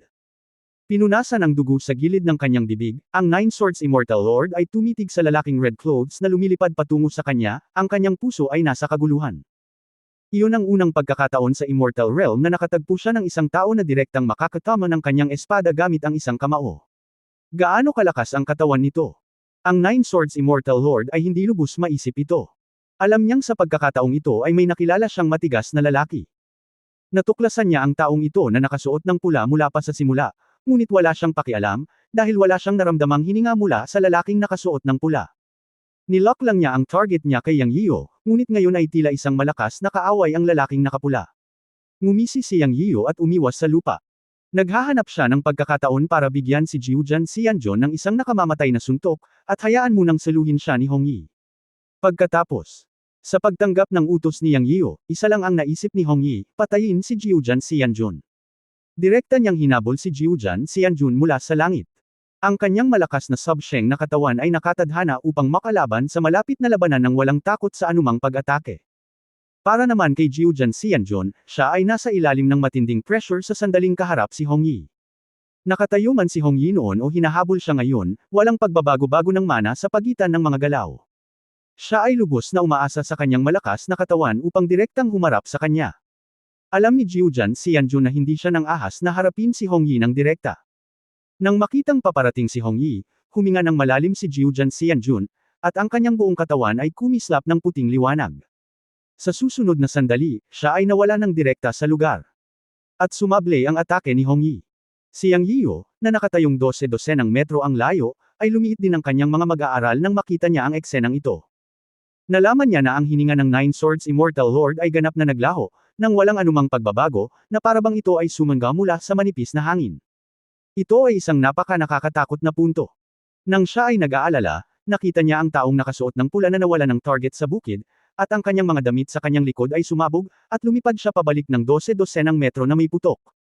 Siyempre, ang lalaking nakasuot ng pula ay isang malakas na sub-santo, at ito ay walang epekto sa kanya. Ngunit ang kawalan ay ang taong nakasuot ng pula ay isang tupay kung tutusin, at ang bagong nabuong kamalayan ay walang anumang espiritual na katalinuhan, at wala kahit na anumang mahiwagang paraan. Ngayon ay nakikita na ng Nine Swords Immortal Lord na siya ay nagtatago, na nagiging dahilan upang mawala ang bentahe ng lalaking nakasuot ng pula. Sa susunod na sandali, ang malamig na mga salita ng Nine Swords Immortal Lord ay umalingaw sa field, na nagmumula sa lahat ng direksyon, upang hindi matukoy ni Yang Yiyo ang pinagmulan, at walang hininga na sumunod. Ang Nine Swords Immortal Lord ay nagsabi, Yang Yiyan, minamaliit kita, ngunit dapat itong magtapos dito. Ako ang Immortal Lord ng Nine Swords. Hindi kita matatalo sa aking swordsmanship, ngunit hindi mahirap na patayin ka. Bukod sa pagiging Immortal Lord ng Nine Swords, mayroon din akong ibang pamatay na babae, siya ay talagang makapangyarihan. Not her opponent if I face her head on, but now, I can easily take your head. Huwag pagdudahan ang aking mga salita. Ang alam lang ng mundo na ako ang Immortal Lord of the Nine Swords at iniisip na ang pinakamalakas kong atake ay ang aking swordsmanship. Pero mali iyon. Ang pinakamakapangyarihan kong paraan ay ang pagpatay ng mga tao. Hindi ko masasabing ako ang pinakamagaling magtago. Pero sa magulong Fairyland, pangalawa ako. Huwag mo akong hanapin. Hindi mo ako mahahanap. Ginagamit ko ang pinakamataas na mahiwagang kapangyarihan sa mundo. Paano mo ako mahahanap? Huwag mo nang isipin ang tungkol sa aking pag-iral kahit na mayroon kang kamalayan ng emperador ng engkanto. Hehe, tapos na ang laro ni Yang Yiyo. Nawala ang boses ng Nine Swords Immortal Lord, at pagkatapos tumayo ang lalaking nakasuot ng pula, walang nangyari, ngunit nawala ang kanyang layunin at nalito. Nakinig si Yang Yiyo sa mga salita ng Nine Swords Immortal Lord, at ang kanyang mukha ay lubhang kakaiba sa oras na ito. Siya, bulong sa sarili sa boses na siya lang ang nakakarinig, walang makakahanap sa iyo. Kabanata 2137, isang suntok sa ulo at lumilipad ang kaluluwa.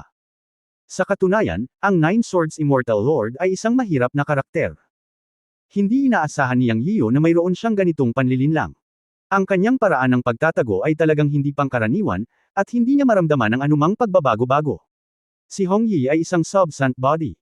Hindi siya natatakot sa lahat ng pamamaraan ng Nine Swords Immortal Lord ng direkta, at kaya niyang labanan ito, ngunit pagkatapos ng lahat, ang kanyang pisikal na katawan ay malakas.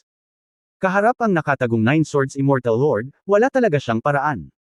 Baka isang araw kapag umuunlad ang espiritual na katalinuhan ni Hong Yi, makakaharap niya ang ganoong sitwasyon. Pero hindi ngayon. Nawala din ni Yang Yiyo ang kalamangan ni Hong Yi sa kanyang tabi. Ngunit pagkatapos makinig sa kwento ng Nine Swords Immortal Lord, kakaiba ang hitsura ni Yang Yiyo. Kung may ibang magbabago sa sitwasyon ngayon, baka dead end na talaga. Gayunpaman, si Yang ay isang taong may pagsabog ng pagpapala ng sasakyan sa sasakyan, at kahit siya mismo ay nag-iisip na siya ang sinta ng langit. Dahil ang kanyang walang kamatayang kamalayan ay nag-evolve na lamang sa banal na kamalayan. Ito ay isang malaking variable, at ito rin ang pinakamalaking kadahilanan na nagtakda sa Nine Swords Immortal Lord na tawaging isang trahedya ngayon. Ang paraan ng pagtatago ng Nine Swords Immortal Lord ay natural na napakatalino. Sa ilalim ng normal na mga pangyayari, ang walang kamatayang kamalayan at pangunawa ay hindi maaaring makita ito sa lahat. Ngunit siyang ay may espiritual na kamalayan. Ito ay nakatakdang gawing trahedya ang Nine Swords Immortal Lord. Noong nagsasalita ang Nine Swords Immortal Lord, likas na inilabas ni Yang Yiyan ang kanyang espiritual na kamalayan upang suriin, at narinig na lamang ng Nine Swords Immortal Lord na nagsabi na ang kanyang paraan ng pagtatago ay pangalawa sa Chaos Immortal Domain. Nang marinig ito ni Yang Yiyan, halos tumawa siya ng malakas, ngunit alam niyang hindi siya maaaring tumawa, at hindi niya hahayaang mapansin ng Nine Swords Immortal Lord ang anuman, kaya kakaiba ang tingin niya sa kanyang mukha. Dahil noong nagsasalita ang Nine Swords Immortal Lord, natuklasan na ni Yang Yiyan ang kanyang anyo sa kanyang espiritual na kamalayan. Hindi mo ba sinabi na ang walang kamatayang kamalayan ay hindi ito matukoy? Pero ginawa niya. Sa oras na ito, napagtanto ni Yang Yiyan na ang kanyang walang kamatayang kamalayan ay naging isang espiritual na kamalayan. Upang maging tumpak, sa katunayan, hindi niya ito natagpuan sa espiritual na kamalayan sa simula, ngunit mayroon siyang malakas na pangunawa sa kaluluwa, kaya hinimok niya ang kaluluwa. Nang imulat ng kaluluwa ang kanyang mga mata, agad niyang nakita ang figure ng Nine Swords Immortal Lord na lumitaw 20 metro sa kanyang kaliwa. Sa oras na ito, inipon ni Yang Yiyan ang kanyang espiritual na kamalayan at dumiretso, dahan-daang inabot ang katawan ng Nine Swords Immortal Lord. Ang ikinagulat niya ay nang ang kanyang espiritual na kamalayan ay nahulog sa Nine Swords Immortal Lord, ang Nine Swords Immortal Lord ay walang napansin, at walang anumang abnormalidad. Tuwang-tuwa si Yang. Ipinagmamalaki ng tanga na ito na ang kanyang mga kasanayan sa pagtatago ay pangalawa sa Chaos Immortal Domain, at walang sinuman ang nang-ahas na kunin ang unang pwesto. Hindi ko ba ito natuklasan? At hindi niya ito napansin nang bumagsak sa kanya ang kanyang espiritual na kamalayan. Ito rin ay nagpapakita ng isang problema, iyon ay, ang kanyang espiritual na kamalayan ay talagang mas malakas kaysa sa walang kamatayang kamalayan, o masasabing ito ay hindi sa parehong antas sa lahat. Ang espiritual na kamalayan, kasama ang mga kasanayan sa Shinto na kanyang isinagawa, ang panloob at panlabas na mga kasanayan ng Chenkun Creation, ito ay naaayon sa pangalan ng Shinto.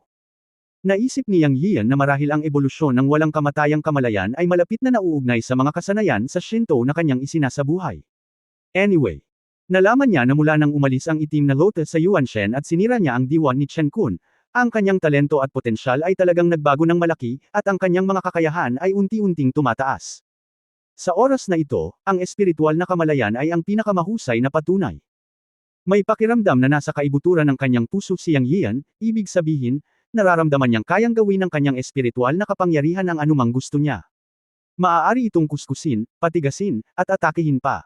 Ang kasalukuyang kapangyarihang espiritual ay lubhang kakaiba. Hindi ito tulad ng naunang kapangyarihang walang kamatayan na ganap na hugis kapag inilabas, ngunit isang tuwid na linya. Sa ibabaw, tila nawalan ito ng maraming mga pakinabang at hindi maaaring komprehensibo kumpara sa nakaraan. Ngunit sa katunayan, alam ni Yang Yiyan na ang kasalukuyang espiritual na kapangyarihan ay hindi mas malakas kaysa sa walang kamatayang kapangyarihan.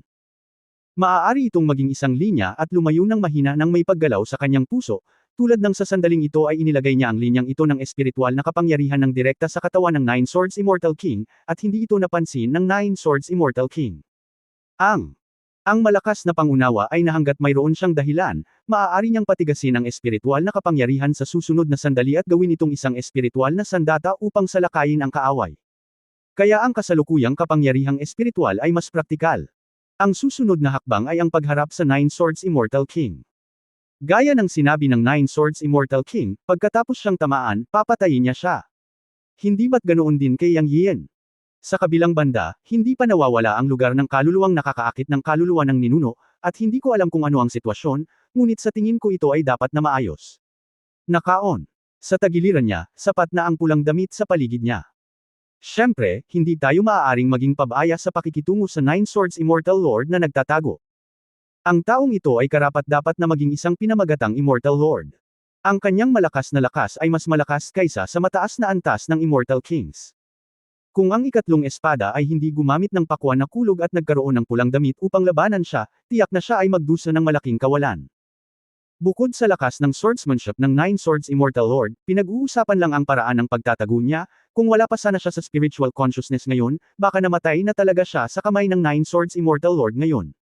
Dapat sabihin na ang Nine Swords Immortal Lord ay talagang isang karakter at isang malakas na tao. Ngunit sa kasamaang palad, hindi siya pinalad na makilala si Yang, ang freak na ito. Gumalaw ang puso ni Yang Yian, at binigyan niya si Hongyi ng utos na umatake anumang oras, ngunit sa panlabas ay nagpanggap siyang natatakot na hindi niya mahanap ang Nine Swords Immortal Lord, sadyang nagpapakita ng pagkabalisa, at sumigaw ng malakas, "Nasaan ka? Lumabas ka, hindi ba ikaw ay may titulong walang kamatayan? Buksan mo ang loob mo, lumabas ka at lumaban ka. Labas!" Agad na naging drama queen si Yang, sumisigaw at lumilingon sa paligid para sa Nine Swords Immortal Lord, habang dahan-daang lumalapit kay Hongyi, ngunit palihim niyang ikinulong ang Nine Swords Immortal Lord sa kanyang kamalayan. Ngunit nalaman niyang papalapit sa kanya ang Nine Swords Immortal Lord. Si Yang ay tuso sa sandaling ito, at naglakad patungo kay Hongyi, na may takot pa rin sa kanyang mukha, sumisigaw at nagmumura, hinihiling sa Nine Swords Immortal Lord na lumabas at lumaban. Para naman sa lalaking nakasuot ng pula, tumayo siya pagkatapos na lihim na matanggap ang utos ni Yang. Sa oras na ito, nakita ng Nine Swords Immortal Lord ang gulat at dagandong ni Yang Yiyo, at nakinig sa sumpa ni Yang Yiyo nang hindi pinapansin. Sa halip, ngumiti siya at naglakad ng 2 metro sa likod ni Yang Yiyo ng hakbang-hakbang. Ngumisi siya sa kanyang puso at sinabing, "Isa akong multo na lumalabas para makipag-away sa iyo. Napakalakas ng babaeng nakasuot ng pula sa tabi mo. Kung ako ay magpapakita upang makipaglaban ng direkta, hindi ako papatayin mo. Hindi mahalaga kung gaano ako katatag, ano ang magagawa ko. Under my hidden means, bulag pa kayong dalawa. Natural sa killer ko na pumatay ng tao sa likod ko. Ngayon, tapusin na natin ang lahat. Ang pagpatay sa iyo ay isang gawaing iniutos ng pamilya."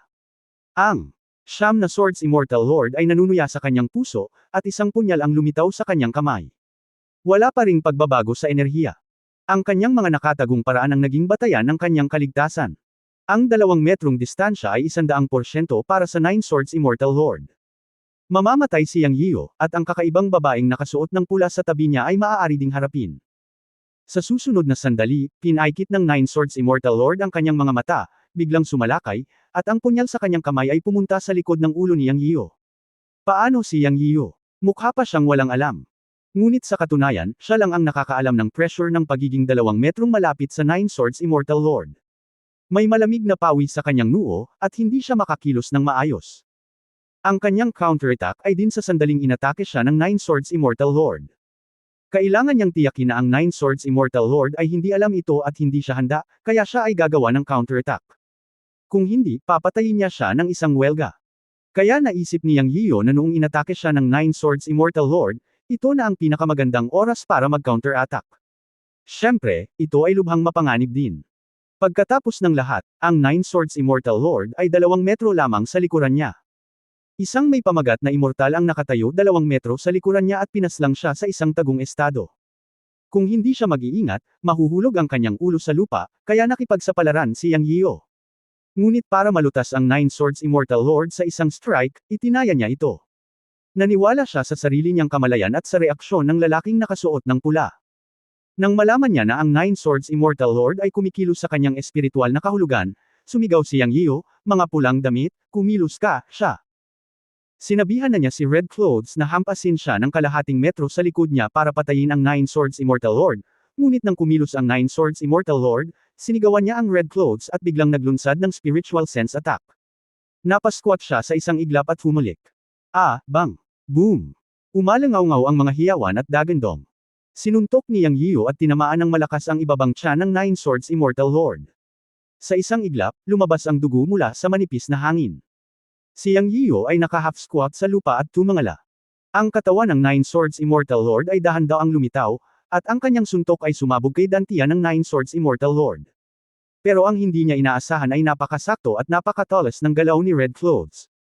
Sa oras na ito, tila naikuyom ni Red Clothes ang kanyang mga kamao, at ang ulo ng Nine Swords Immortal Lord ay nawala, ngunit isang patak ng pula at puting mga bagay ang nakakalat sa lupa sa paligid niya. Kumalabog ang tiyan ni Yang Yiyo. Halata na ang ulo ng Nine Swords Immortal ay nabugbog ng suntok ni Hong Yi. Maging ang kanyang immortal na kaluluwa ay naglaho sa kawalan, at ang kanyang kaluluwa ay ganap na nakakalat. Tinamaan niya si Hong Yi sa dantian of the Nine Swords Immortal dahil natatakot siya na baka makaligtaan si Hong Yi. Tinamaan din niya ng isang suntok ang Dao Yuan ng Nine Swords Immortal. Ang suntok ni Hong Yi ay talagang mas malupit, at direkta nitong pinalipad ang kaluluwa ng Nine Swords Immortal. Marahil ay hindi na mauunawaan ng Nine Swords Immortal kung paano siya namatay hanggang sa siya ay mamatay. Ito ang kahangahangang paggamit ng espiritual na kamalayan ni Yang. Kabanata 2138 Pamagat Shen Kun. Ang Nine Swords Immortal Lord ay sa wakas ay napatay, at si Yang Yiyu ay nag-relax din at umupo sa lupa. Tinitingnan ng kalbong bangkay ng Nine Swords Immortal Lord, bamantong hininga din si Yang Yiyu sa kanyang puso.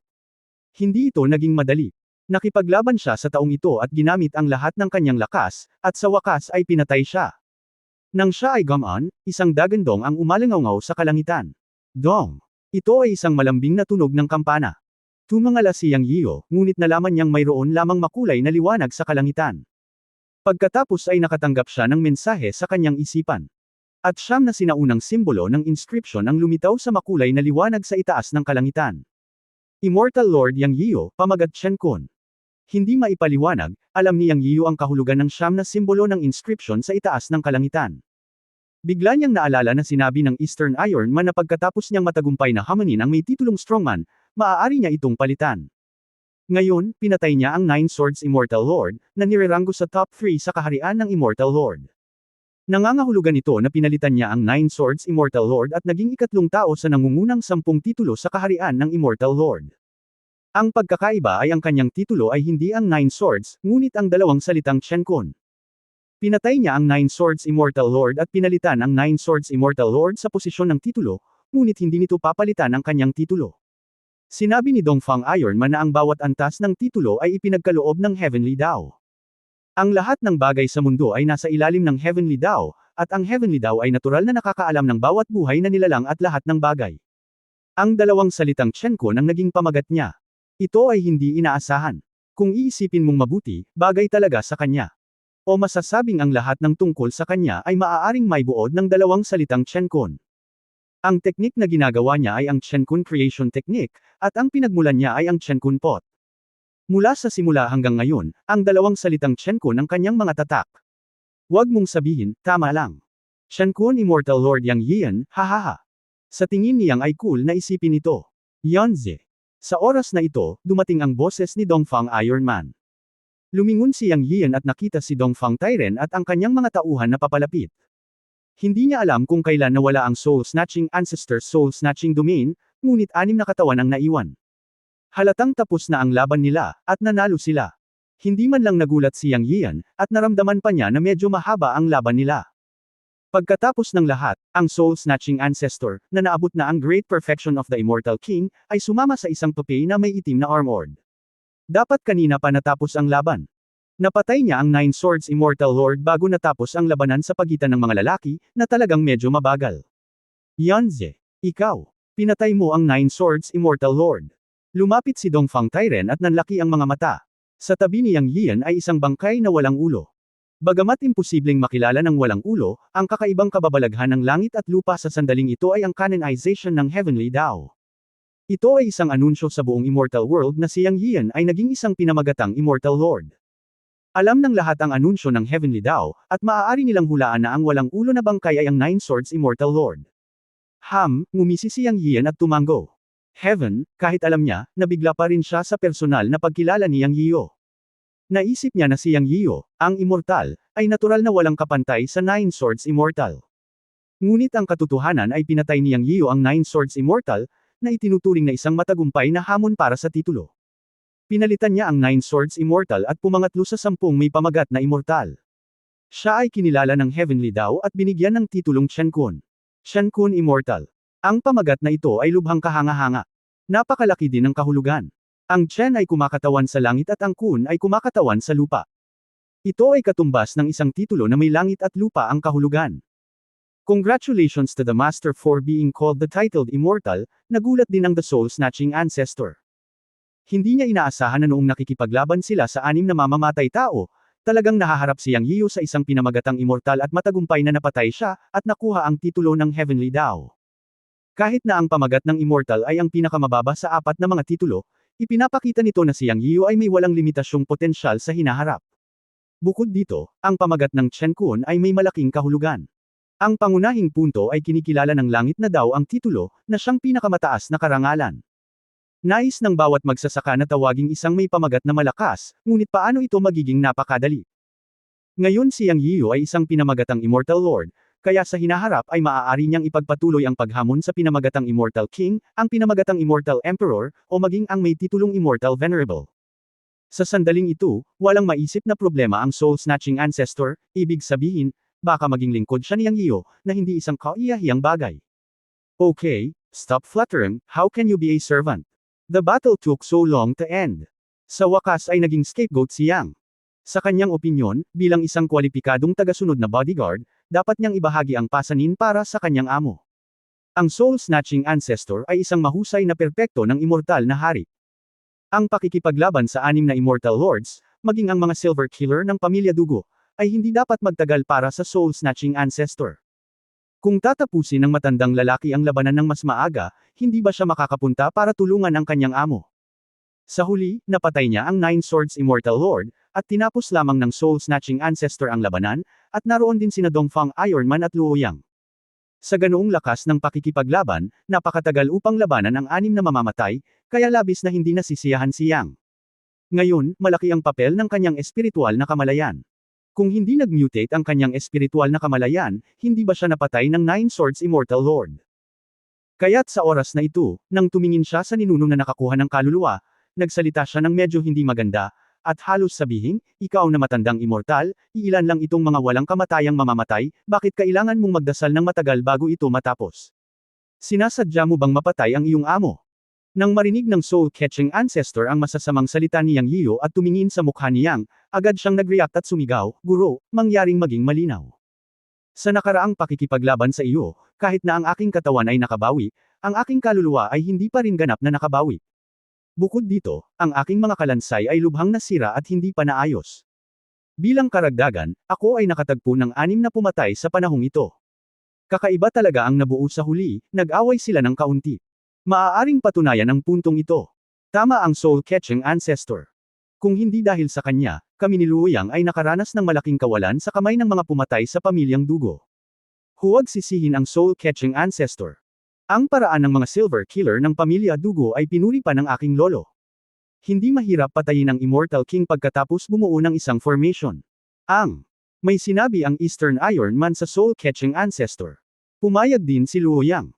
Totoong mas mahirap pakitunguhan ang mga pumatay sa pamilya Dugo. Nang marinig na nag-usap sina Dongfang Tairen at Luo Yang, tumigil si Yang Yiyu sa pagsisi sa ninunong ng agaw ng kaluluwa. Marahil ay minamaliit nga niya ang assassin ng pamilya Dugo. Kalimutan mo na, ikaw na matanda, ayusin mo ang iyong mga tauhan sa lalong madaling panahon. Kailangan pa nating pumasok sa kristal na kuweba sa susunod. Huwag kang magulo. Sinabi ni Yang sa soul-snatching ancestor. Nakahinga ng maluwag ang the soul-snatching ancestor at mabilis na tumango, Guro, huwag kang mag-alala. Ang skeleton staff ay ang habang buhay kong tungkod. Ito ay maibabalik sa maikling panahon. Tulungan mo akong protektahan ang batas at bantayan si Zexang. Huwag ka nang gumawa ng gulo. Si Yang Yiyu ay pagod na pagod pagkatapos ng labanan. Kailangan din niyang bumawi. Si Zexang ay nakatayo pa rin sa harap ng kristal na daos na estelo habang nagmumuni-muni. Matapos makita ang parehong bagay, ipinikit din ni Yang Yiyu ang kanyang mga mata at pumasok sa pagmumuni-muni. Sa pagkakataong ito, nakipaglaban siya sa Nine Swords Immortal Lord at nakita ang pamagat na inscription na lumilitaw sa itaas ng kalangitan. Nagkaroon siya ng kaunting kaliwanagan sa kanyang puso, kaya wala siyang oras na kausapin si Dongfang Tairen at ang iba pa at nagsimulang magsanay at umunawa. Sa pagharap sa konsentrasyon ni Yang Yiyan, ang soul-seizing ancestor at Eastern Iron Man ay medyo naiinggit. Lahat sila ay mga immortal na hari, kaya natural nilang makita na may ilang insight si Yang Yiyan at malapit nang makapasok. Hindi nagtagal, ang enerhiya ng langit at lupa ay natipon kay Yang Yiyan, at pagkatapos ay tumaas ang kanyang aura at nagsimulang tumaas ng tuloy-tuloy. Ang kaharian ng unang Immortal King ay pumasok sa gitnang Immortal King, at pagkatapos ay sa yumaong Immortal King. Tumataas pa rin ang aura ni Yang Yiyan. Pagkalipas ng 3 buwan, matagumpay na naitaas ni Yang Yian ang kanyang kaharian sa tuktok ng Great Perfection of the Immortal King, at sa wakas ay natugma ang kanyang lakas sa paglilinang. Ito ay isa pang 3 buwan bago niya natapos ang kanyang paglilinang, ngunit siya ay matatag na nasa tuktok ng dakilang kasakdalan ng walang kamatayang hari. Ang pagtatanim na ito ay lubhang kapaki-pakinabang. Nahawakan na niya ang threshold ng kaharian ng Immortal King. Binuksan niya ang kanyang mga mata, at kumislap ang makinang na liwanag sa kanyang mga mata. Sa kabilang panig, natapos na ni Zexang ang kanyang paglilinang. Ang hindi niya inaasahan ay naabot na rin ng cultivation ni Zexang ang Great Perfection of the Immortal King. Parehas silang dalawa. Gayunpaman, si Yang Yian ay talagang naiinggit kay Zexang. Nakamit niya ang Great Perfection ng Immortal Lord sa pamamagitan ng pagpasok sa isang estado ng meditation at enlightenment sa harap ng kristal na Dao Monument. Gayunpaman, nalampasan niya ang kaharian pagkatapos lamang ng isang buhay at kamatayang labanan at ang himala ng kaliwanagan matapos makita ang inscription ng Heavenly Dao title. Gayunpaman, ito ang kuweba ng dakilang Demon King ng Demon Clan. Ang tagumpay ni Zexang ay itinuturing na isang kalamangan para sa isang kapwa-demonyo. Sa madaling salita, masaya siya na nakalusot si Zexang. Pagkatapos, lahat sila ay sarili niyang mga tao. Nais niyang lahat sila ay gumawa ng mabilis na pag-unlad sa lakas, upang ang panganib para sa lahat dito ay medyo mabawasan. Kabanata 2139 na talagang partial ang matanda. Isang titulo ang nahulog, isa pang titulo ang isinilang, ito ang operasyon ng makalangit na paraan na inihayag sa buong mundo ng diwata. Bagamat ito ang pinakamababang titulo ng immortal na hari sa 4 na antas, isa rin itong malaking kaganapan na gamulat sa buong mundo ng diwata. Hindi alam ni Yang Yiyo na matapos siyang tawaging immortal na hari, ang buong mundo ng engkanto ay nakakita ng kakaibang fenomeno ng langit at lupa. Ang 9 na malalaking karakter ng makalangit na paraan na inscription na, Immortal King Yang Yiyo, titulong Chen Kun, ay lumitaw sa buong mundo ng engkanto. Halos lahat ng nilalang sa mundo ng engkanto ay alam ang pangalan ni Yang Yiyo, at ang pangalan ng Chen Kun Immortal King ay kumalat sa buong mundo ng engkanto. May mga taong nainggit, may mga naiinggit, at ang ilan ay lihim na nagdesisyon na hamanin si Chen Kun Immortal King sa hinaharap. Kasabay nito, sa Chaos Immortal City, isang mahabang alulong ang nagmula sa Dugu family, at isang nakamamatay na pangungusap ang kumalat sa Chaos Immortal City, ang batang si Yang Yiyo ay naghahanap ng kamatayan. Gayon din sa pamilya Dongfang, tumangala si Dongfang Haotian sa langit, na may ngiti sa kanyang mukha, at sinabi sa kanyang sarili, matandang dugo, mas mabuting huwag kang lumipat, kung hindi, magsisimula ako ng isang pagpatay. Sa dagat ng mga bituin sa mundo ng engkanto, sa isang malaking lumilipad na bangka. Chen Kun Immortal Lord Yang Yiyo. Ikaw ba, ang master? Tumangala si Yan Chiksha sa langit at tuwang-tuwa. Mula nang umalis si Yang Yiyo sa taong iyon, hindi na siya bumalik. Nang umalis ang master na si Yang Yiyo, siya ay nag-iisa para sa paglilinang. Matapos lumabas sa pag-iisa, nalaman niyang ang Panginoon ay banihag ng ilang demonyo. Nabalitaan na si Luoyang ang pinuno ng Immortal Alliance ng sangay ng Xiandan City. Sa araw na iyon, pinuntahan siya ng ginang na si Zexang at ng isa pang disipulo ng Panginoon, si Meng Tian. Si Ding Hepeng at Yu Baoxianguang ng Immortal Alliance dito ay hindi rin idle at pinakilos ang mga tao upang maghanap kung saan-saan, ngunit sa kasamaang palad ay walang bakas sa mahabang panahon. Hanggang sa dumating ang isang mataas na opisyal na nagngangalang Xing Chenzi sa Refining Immortal Alliance, nalaman nila na ang Panginoong Yang Yian at Luoyang ay malamang na nasa Chaos Immortal Realm, kaya kinuha nila ang lumilipad na bangka ng Refining Immortal Alliance sa Chaos Immortal Realm. Sa hindi inaasahan, ang kakaibang kababalaghan ng langit at lupa ngayon ay nagsiwalat ng pangalan ng Panginoong Yang Yian. Hindi alam ni Yan Chiksha kung ang kanyang master na si Yang Yian, ngunit medyo nasasabik siya sa sandaling ito. Nagmadali siyang pumunta sa meeting hall at gustong hanapin si Bao Xuanguang para magtanong tungkol dito. Kung pag-uusapan, si Bao Xuanguang ay lingkod din ng amo. Ito ay isang bagay na alam ni Yan Chiksha kalaunan, kaya mas malapit siya kay Bao Xuanguang, at iginagalang din siya ni Bao Xuanguang dahil siya, si Yan Chiksha, ang unang lingkod na sumunod sa amo. Ipinagmamalaki ito ni Yan Chiksha. Sa isang kisap mata, mabilis na lumipad ang oras. Mula nang mahuli ang master at si Luoyang hanggang sa oras na hinabol sila ni Zexang at iba pa, mahigit 1,000 taon na ang nakalipas. Walang paraan na ang immortal na mundo ay malawak at walang hangganan. Kung walang tumpak na mga pahiwatig at mga lihim na pamamaraan, mas mahirap makahanap ng isang tao kaysa maghanap ng isang karayom sa isang dayami. Ito rin ang dahilan kung bakit lumipas ang mahabang panahon. Nagpapadala sina Ding Hepeng at Bao Xuanguang ng mga tao upang hanapin ang kanilang Panginoon, ngunit wala silang nakitang anumang mga palatandaan. Ilang araw lang ang nakalipas nang dumating si Xing Chenzi, isang mataas na antas na miyembro ng Lianzhou Immortal Alliance, at nagdala ng tumpak na impormasyon, na nagsasabing may mga pahiwatig ang Master sa Chaos Immortal Realm, isang napakalayo na lugar. Pagkatapos noon, ang lahat ay pumunta sa Chaos Immortal Realm. Sinama siya ni Yan Shiksha dahil katulong siya ng amo. Sa katunayan, 4 lang ang tao sa buong malaking lumilipad na bangka. Siya, Xing Chenzi, Bao Shuanguang, at Ding Hepeng ay pawang may kaugnayan sa Panginoong Yang Yian. Hindi makita ni Yan Shiksha ang pagtatanim ng Xing Chenzi, ngunit naramdaman niyang napakalakas niya. Siya ay nasa ikalawang palapag na cabin, at siya at si Bao Shuanguang ay nasa unang palapag. Tinanong niya si Bao Shuanguang tungkol kay Xing Chenzi, at sinabi ni Bao Shuanguang na nagtanong siya sa iba, at wala siyang masyadong alam tungkol dito. Anyway, si Ding Hepeng ang tumanggap sa kanya, pero nabalitaan niyang may koneksyon siya sa amo. Paglabas niya ng silid, nakita niya sina Bao Shuanguang at Ding Hepeng sa deck, nakatingin din sa langit. Lumapit siya at nagtanong. Pareho silang hindi sigurado kung ang Chen Kun Immortal Lord na binago ng Heavenly daw ay si Yang Yiu. Kung tutusin, napakaraming tao na may parehong pangalan at apelyido sa immortal na mundo na may hindi mabilang na mga nilalang. Sinabi ni Ding Hepeng, hindi tayo makatiyak, ngunit dapat itong gawin ni Lord Xing Chenzi. Hintayin mo akong umakyat at magtanong. Bilasan mo. Hinimok ni Yan Shiksha at Bao Shuanguang si Ding Hepeng. Dumating si Ding Hepeng sa ikalawang palapag, tumayo sa pintuan at lubos na gumagalang. Ikinuyong niya ang kanyang mga kamao at yumuko at sinabi, Panginoong Xing Chen, gusto kang makita ng iyong nasasakupan na si Ding Hepeng. Pumasok ka.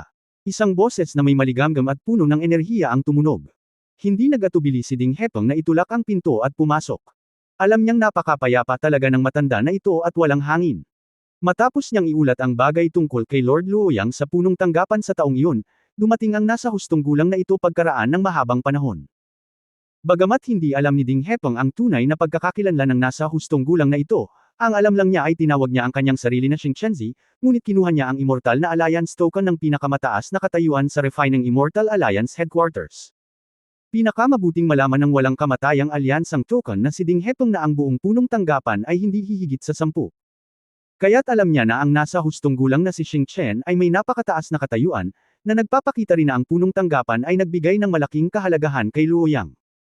Gayunpaman, naalala pa rin ni Ding Hepeng na pagkatapos magkita sa araw na iyon, ang nasa hustong gulang na ito ay nagtanong tungkol sa sitwasyon, at mas binigyan niya ng pansin si Yang Yian, at paulit-ulit na nagtanong tungkol sa sitwasyon ni Yang Yian ng detalyado. Dahil dito ay labis na naguluhan si Ding Hepeng, ngunit hindi na siya naglakas loob na magtanong pa.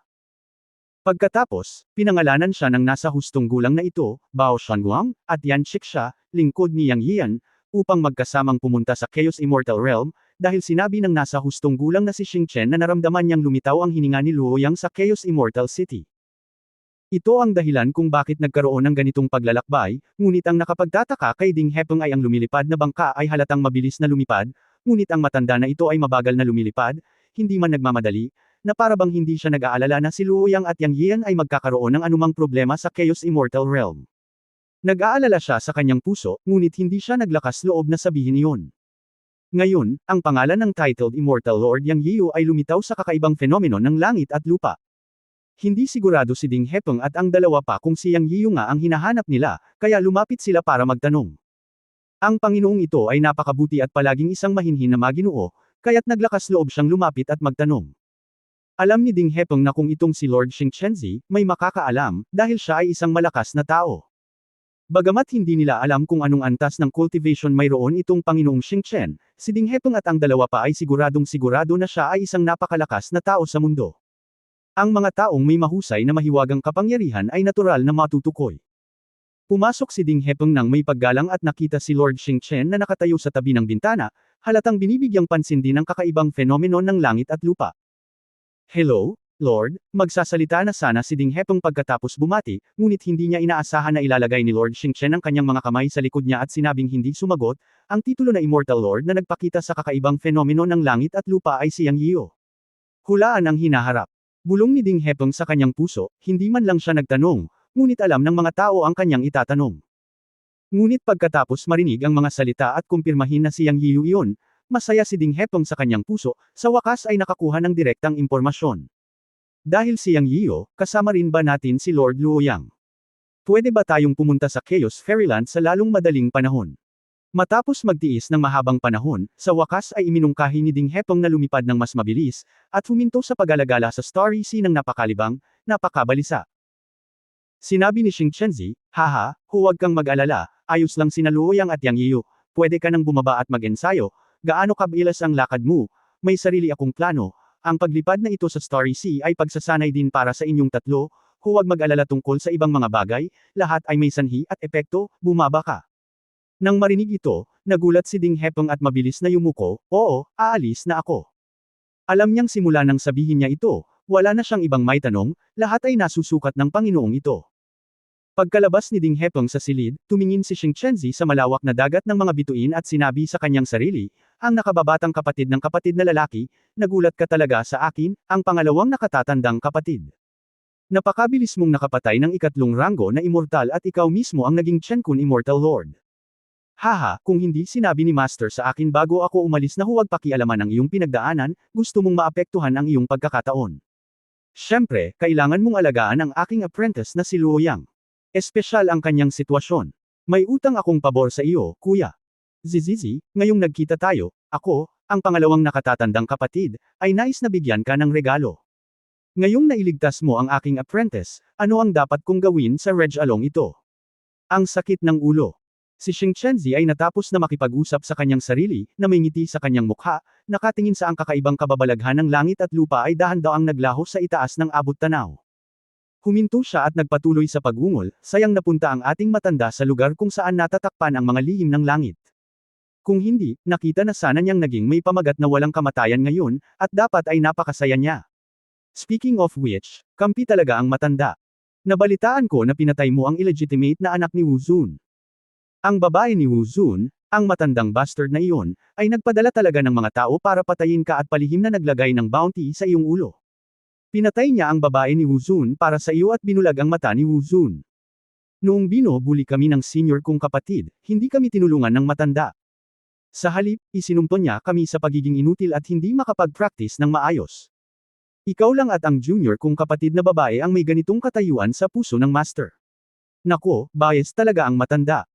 Kabanata 2142 Kaluluwang Dragon. Sa harap ng Crystal Dao Monument. Tinapos ni Yang Yian ang kanyang trabaho at tumayo. Ang kanyang paglilinang ay tunay na pumasok sa dakilang kasakdalan ng walang kamatayan na Panginoon. Ang kanyang kaharian at kapangyarihan sa paglilinang ay sa wakas ay pantay. Ang pagpatay sa Nine Swords Immortal Lord at pagkamit ng titulo, siyang ay isa ring malaking panalo sa pagkakataong ito. Gayunpaman, alam din niya na ang antas ng paglilinang na ito ay itinuturing pa ring mga mahina sa mata ng Diyos at Demon Bird sa Immortal Realm. Hindi banggitin ang buong Immortal Realm, kahit na sa Chaos Immortal Realm, ang kanyang cultivation ay wala. Binalaan niya ang kanyang sarili na huwag ipagmalaki. Kahit na pinatay niya ang Nine Swords Immortal Lord at nakuha ang titulong Heavenly Dao, alam din niya na sa pagkakataong ito ay lubusan niyang nasaktan ang pamilya Dugo. Ngunit muli, hindi ito ang gusto niya. Ang pagpatay sa siyam na espada na immortal na Panginoon ay ang kabilang partido na nagudyok sa kanya, at lumaban lang siya. Sa katunayan, mula nang siya ay dumating sa Chaos Immortal Realm at pumasok sa Chaos Immortal City, palaging iba na ang nakatagpo ng gulo, at hindi siya nagkusa na pukawin ang iba. Ang prinsipyo ay hindi upang pukawin ang iba, ngunit hindi siya natatakot sa gulo. Ang puot sa pamilya Dugo ay naging isang nakamamatay na puot. Ang henyo ng pamilya Dugo, ang ikatlong ranggo na Immortal Lord sa buong mundo ng engkanto, ay pinatay niya. Kakaiba kung ang pamilya Dugo ay maaaring sumuko. Ang Nine Swords Immortal Lord ang pinuno ng mga Silver Assassin ng pamilya Dugo. Ayon kay Dongfang Ironman, ang pamilya Dugo ay mayroon pa ring mababang antas na mga assassin na tiyak na lalabas pagdating ng panahon. Kaya hindi na-relax ni Yang Yiyu ang kanyang pagbabantay. Ang pagtugis ng lakas ng paglilinang ay hindi lamang dapat pabagalin, ngunit pinabilis din. Sa pamamagitan lamang ng pagpasok sa kaharian ng Immortal King, makakaharap niya ang makapangyarihang Immortal Emperor. Hindi lang siya makakapag-relax, ngunit kailangan niyang magsumikap sa paglinang. Kung mas mataas ang larangan ng paglilinang, mas malaki ang agwat. Alam na alam ni Yang Yiyu na ang dahilan kung bakit maaari siyang lumaban paminsan-minsan sa mga antas ngayon ay dahil sa kanyang maraming mahiwagang sikreto at kayamanan. Kung iiwan niya ang mga bagay na ito, hindi siya magkakaroon ng maraming pagkakataon na lumaban sa mga antas. Bukod dito, sa pagpapabuti ng larangan ng paglilinang, ang mga kalaban na kakaharapin niya sa hinaharap ay lalakas at lalakas lamang. At sa harap ng mas mataas na antas na mga immortal, kung minsan ang mga pantulong na kayamanan ay tatawaging tulong ng manok. Tanging ang tunay na lakas ang pinaka-maaasahan. Kahit na maraming mga lihim na pamamaraan at mahiwagang kapangyarihan ay makakapagbigay lamang ng higit na kapangyarihan kapag malakas ang lakas. Alam na alam ito ni Yang. Kaya pagkatapos patayin ang Nine Swords Immortal Lord, hindi niya ipinagmamalaki ang pagiging Chen Kun Immortal Lord na nakanonize ng Heavenly Dao. Ang paghamon at pagpatay sa titulo ay simula pa lamang sa kanyang isipan. Mayroon ding mga titulo ng Immortal Kings, Immortal Emperors, at kahit na Immortal Lords. Ito ang mga tunay na makapangyarihan. Walang nakakaalam kung magkikita sila balang araw sa hinaharap. Hindi pa banggitin ang mga pinamagatang strongmen, kahit na hindi sila pinamagatang strongmen, alam din niyang Yiyo na magkakaroon ng mga taong may dakilang mahiwagang kapangyarihan, tulad ng soul-snatching ancestor. Kung hindi dahil sa kanyang mahiwagang kapangyarihan na pigilan ang mahiwagang kapangyarihan ng soul-snatching ancestor, matagal na sana siyang napatay ng soul-snatching ancestor. To put it bluntly, nakatayo lang sa ibabaw ang mga pinamagatang strongman sa mundo. Ang pamagat ay isang pangalan na maaaring hamanin at palitan, ibig sabihin, maraming mga magsasaka na may parehong lakas upang hamanin ang titulo, ngunit hindi nila hinamon ang titulo, at hindi alam ng lahat. Masasabi lamang na ang pinamagatang strongman ay isang malakas na tao na nakatayo sa bukas, kaya natural na may mas malakas na pag-iral sa lihim. Ito ay isang katotohanan. Ninakaw ni Yang Yian ang storage ring ng Nine Swords Immortal Lord, at sinunog ang katawan ng Nine Swords Immortal Lord gamit ang asul na Lotus Fairy Fire, upang ang kanyang katawan ay hindi malantad sa labas. Kahit na siya ay isang kaaway, dapat sabihin na ang Nine Swords Immortal Lord ay talagang isang makapangyarihang immortal. Nagawa niyang patayin siya para sa mga speculative na dahilan at panlabas na mga kadahilanan, kaya ang Nine Swords Immortal Lord ay hindi dapat malantad sa ilang. Ito ay paggalang sa malakas.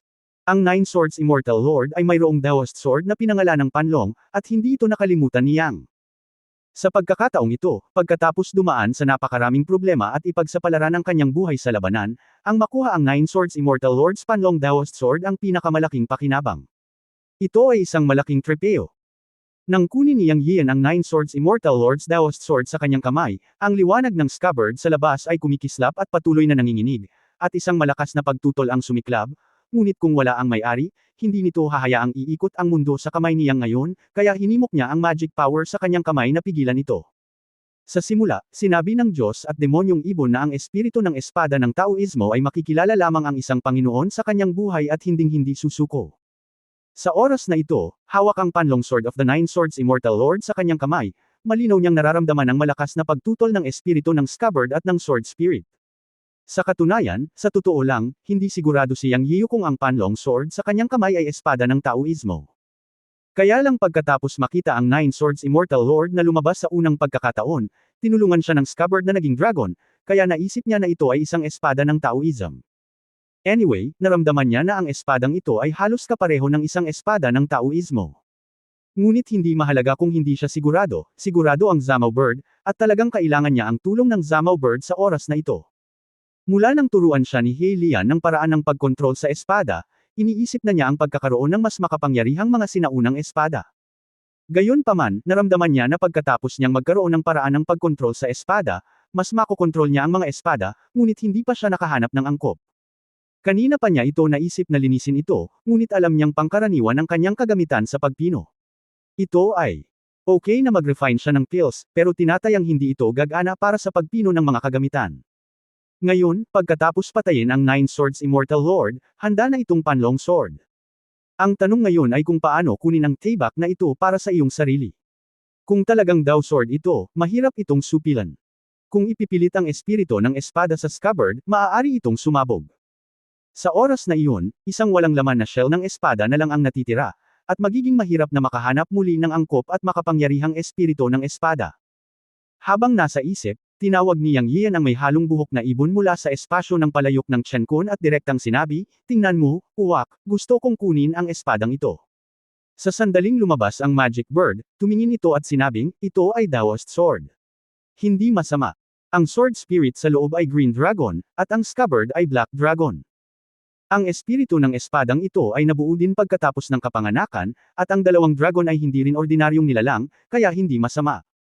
Ang material ng katawan ng espada ay tiyak na nasa antas ng isang Daoist na espada.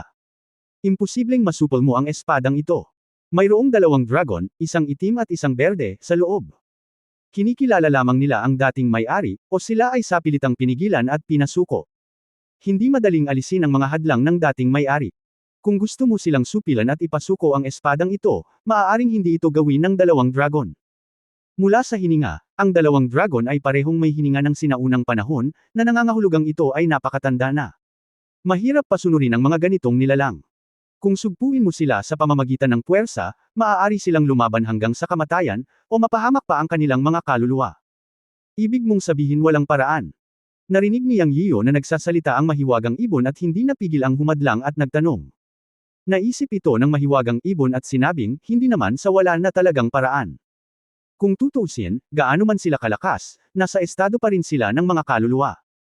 Kung gusto mo silang supilan, dapat ay mayroon kang paraan upang direktang palayain ang kanilang mga kaluluwa at manipulahin ang kanilang mga kaluluwa upang masakop silang muli. Natigilan si Yang Yiyan matapos marinig ito, ngunit pagkatapos ay tumawa siya.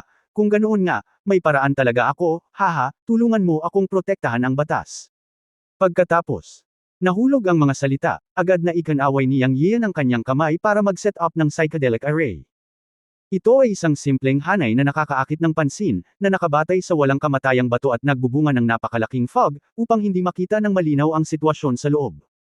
Matapos may set up ang array, pumasok si Yang Yiyan sa array na may hawak na panlong sword.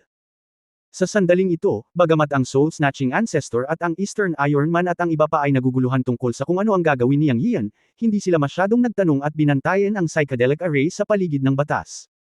Sa loob ng array, pagkatapos pumasok ni Yang Yiyan, may naisip siya at direktang pumasok sa espasyo ng Chen Kun Pot. Siya ay nawala, ngunit ang Chen Kun Pot ay lumitaw sa orihinal na lugar.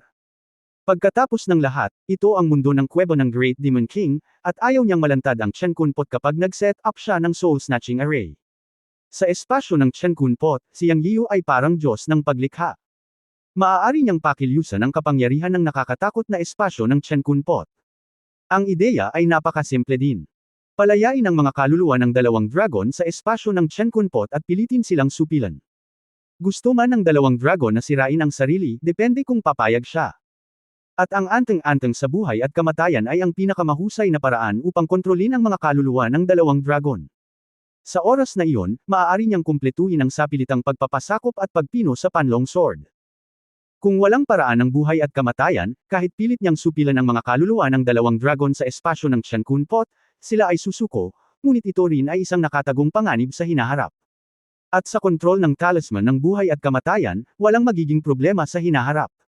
Ang sari-saring ibon ay nagbigay sa kanya ng ideya. Talagang Daoist sword ang espadang ito. Bagamat alam niyang hindi ito kasing husay ng kanyang sariling dragon-slaying sword, napakabihirang din ito. Sa hinaharap, kung makokontrol niya ang isa pang espada, ito ay magiging isang makapangyarihang katulong. Huminga ng malalim, niluwagan ni Yang Yiyo ang mahigpit na hawak na panlong sword. Ganap na na-unlock ang pagkakakulong sa espada. Sa susunod na sandali, ang espada ay nahati sa dalawa, isang itim na gas ang lumabas sa scabbard, at isang berdeng gas ang lumabas sa katawan ng espada. Dalawang malakas na dagandong ng dragon ang umalingaw-ngaw sa espasyo ng Chen Kun Pot. Isang itim at isang berdeng daloy ng hangin ang sumugod sa kalangitan at agad na naging dalawang higanteng dragon na may katawan na 1,000 metro, na umaaligid sa kalangitan. End of this chapter. Abangan ang susunod na kabanata. At please like, share, and subscribe.